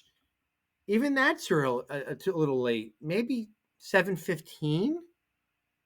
Mm-hmm. To time that you take all your stuff off and make sure you get to your certain area. Get taped. Now it's 7:45. First round's coming up. Yeah, I would say 7:15. They're probably going to get there. 7:15, 7:30. So backtrack. How long of a ride is it? Is it an hour? You're talking 6:50. You're talking some hours where most kids are still getting shut-eye. Yep. And you don't want kids sleeping on the way to the game. Mm-hmm. Hey, wake up. We got a game in 2 hours. Oh, thanks. No, your body's got to get used to being up. Yeah, that's why we're creatures of habits. I don't believe in that sleeping on the bus to do it. You're not going to perform. Right? Your mind and your body. But that's always interesting to hear how coaches are adjusting. Again, what is Haddonfield doing? I don't know. Maybe I should do some research and find out what they're doing, right? Well, I could, yeah. Maybe some teams get a hotel. You know what I'm saying? You get a hotel, Yeah. you stay there the night before, so you're right there. Very interesting. I bet you there are some teams that do that. Whatever. You're probably right. Yeah. But I've been to the Rutgers. I've played at Rutgers, and like you're saying, it's a really weird atmosphere. Like you don't go in the locker room. You get put off into the side, off into the gymnasium, or the practice facility on the turf. You're actually getting dressed on the turf. You're getting taped with your trainer. Then you walk out into the stadium. It's weird. They actually kind of. Again, I know that you said Rutgers is watching you. You actually get treated better at MetLife Stadium than you do at Rutgers, to be honest with you. Well, Coach, I played my state championship game at Rowan. And at Rowan, it was like... Rowan was great. I had no problems with Rowan at all. Yeah, but it's still not... there's certain things you can't do on the field. You got to rush right off. You can't do this. God forbid Gatorade was thrown on you. But you were able to get dressed in a locker room. We did. Yeah, I mean, I'm talking at Rutgers. We had to literally get dressed onto a practice facility turf. But we had to bring the stuff off at halftime. I can't stand that. I hate Guys, that, let's go on the field and kick some butt in the second half. Now get your bags and let's go. Are you kidding me? Bring your stuff out of the locker room. Yep, I remember. Yep. Are we Pop Warner? Seriously. Right. Usually you like to run on the field and go crazy. Instead, you're holding in your your starter jacket. You're this it's like. Who touched my Walkman? It's like, what? And then you get the representatives on the field from the NJSIA rushing you off the field right away because we had another game that's got to get on. I know. I had, who was it? I had, who was following it? The Marines. They said to me, we did a Marine workout in the beginning of the year, and they said to us, this is the year when we went to the state finals. He said to me and the team, he goes, I'm going to be there when you go to the state championship game. We're going to represent you guys at the state championship game. Now, we did the Marine workout, and we're like, oh, that's great. You shake their hand. And how many times do people, you just don't win and all that? That's correct, yeah. So I forgot about it. So when we beat Northern Burlington to go to the state finals, the next day, the guy goes, we'll be there. And I went, holy smokes. Wow. And when we got there, the Marines were there like that, and boom, really? And they led us onto the field. It was like, wow, like everything you said in the summer came into place. It was actually really, really, it really was awesome. But those are the memories you remember. You really do. You really do. But hey, Point Boro is a team that it's hard not to like. They do it the right way. Their coaches are high energy, young. They're appreciative of each other, and the players look up to them. And they have the personality of their coaching staff. Excitable, they're loving every aspect of the game of football, and it's a credit to the coaches. And you can truly see you can't fake the smiles and the emotion. They're enjoying it. That's the really good part. They have some seniors on the team that are holding it together, and a lot of youth on the team. A lot. And they have a lot to look forward to without looking ahead of the head of the horizon. But if you're at Point Boro, you're smiling. You're smiling right now. You're feeling pretty good. So with that being done and said, Coach, talking about this week's game, I'm going to make a prediction. You ready? Boom. Boom Davis. Point Boro is going to win this game. I agree. So, all right? I agree with that. Good. All right. You got anything else to say? No, I just, looking at Haddonfield a little bit, they like to keep the ball on the ground a lot, but like Point Boro, their quarterback will run the ball as much. They do not throw the ball as well. To me, that plays into Point Boro's hands a little bit, the way they ball control the offense with the triple and getting to the third phase. And the defense, like we talked about, that's what's really stepped up in the last couple of weeks with Point Boro. So I think Point Boro becomes a true bowl champ. They finish the season off the right way, and they go 12-1. Well, let's say this: we're we're both on the same page, and we're hoping that Point Boro comes out with a win. Yeah. With that, all right, Coach. Yes, sir. Next week we will finalize. We will finalize our show, a real quick segment, and have all the stuff leading up to what we're going to be doing, and end it right there. And hopefully all our guests that watch this show that have been loyal to us, keep it going, right? Yep. All right. Coach Rob Davis, Coach Hoadley saying goodbye. The Shore Football Report, and wishing Point Boro the very best. Yep. All right. Go get them, boys.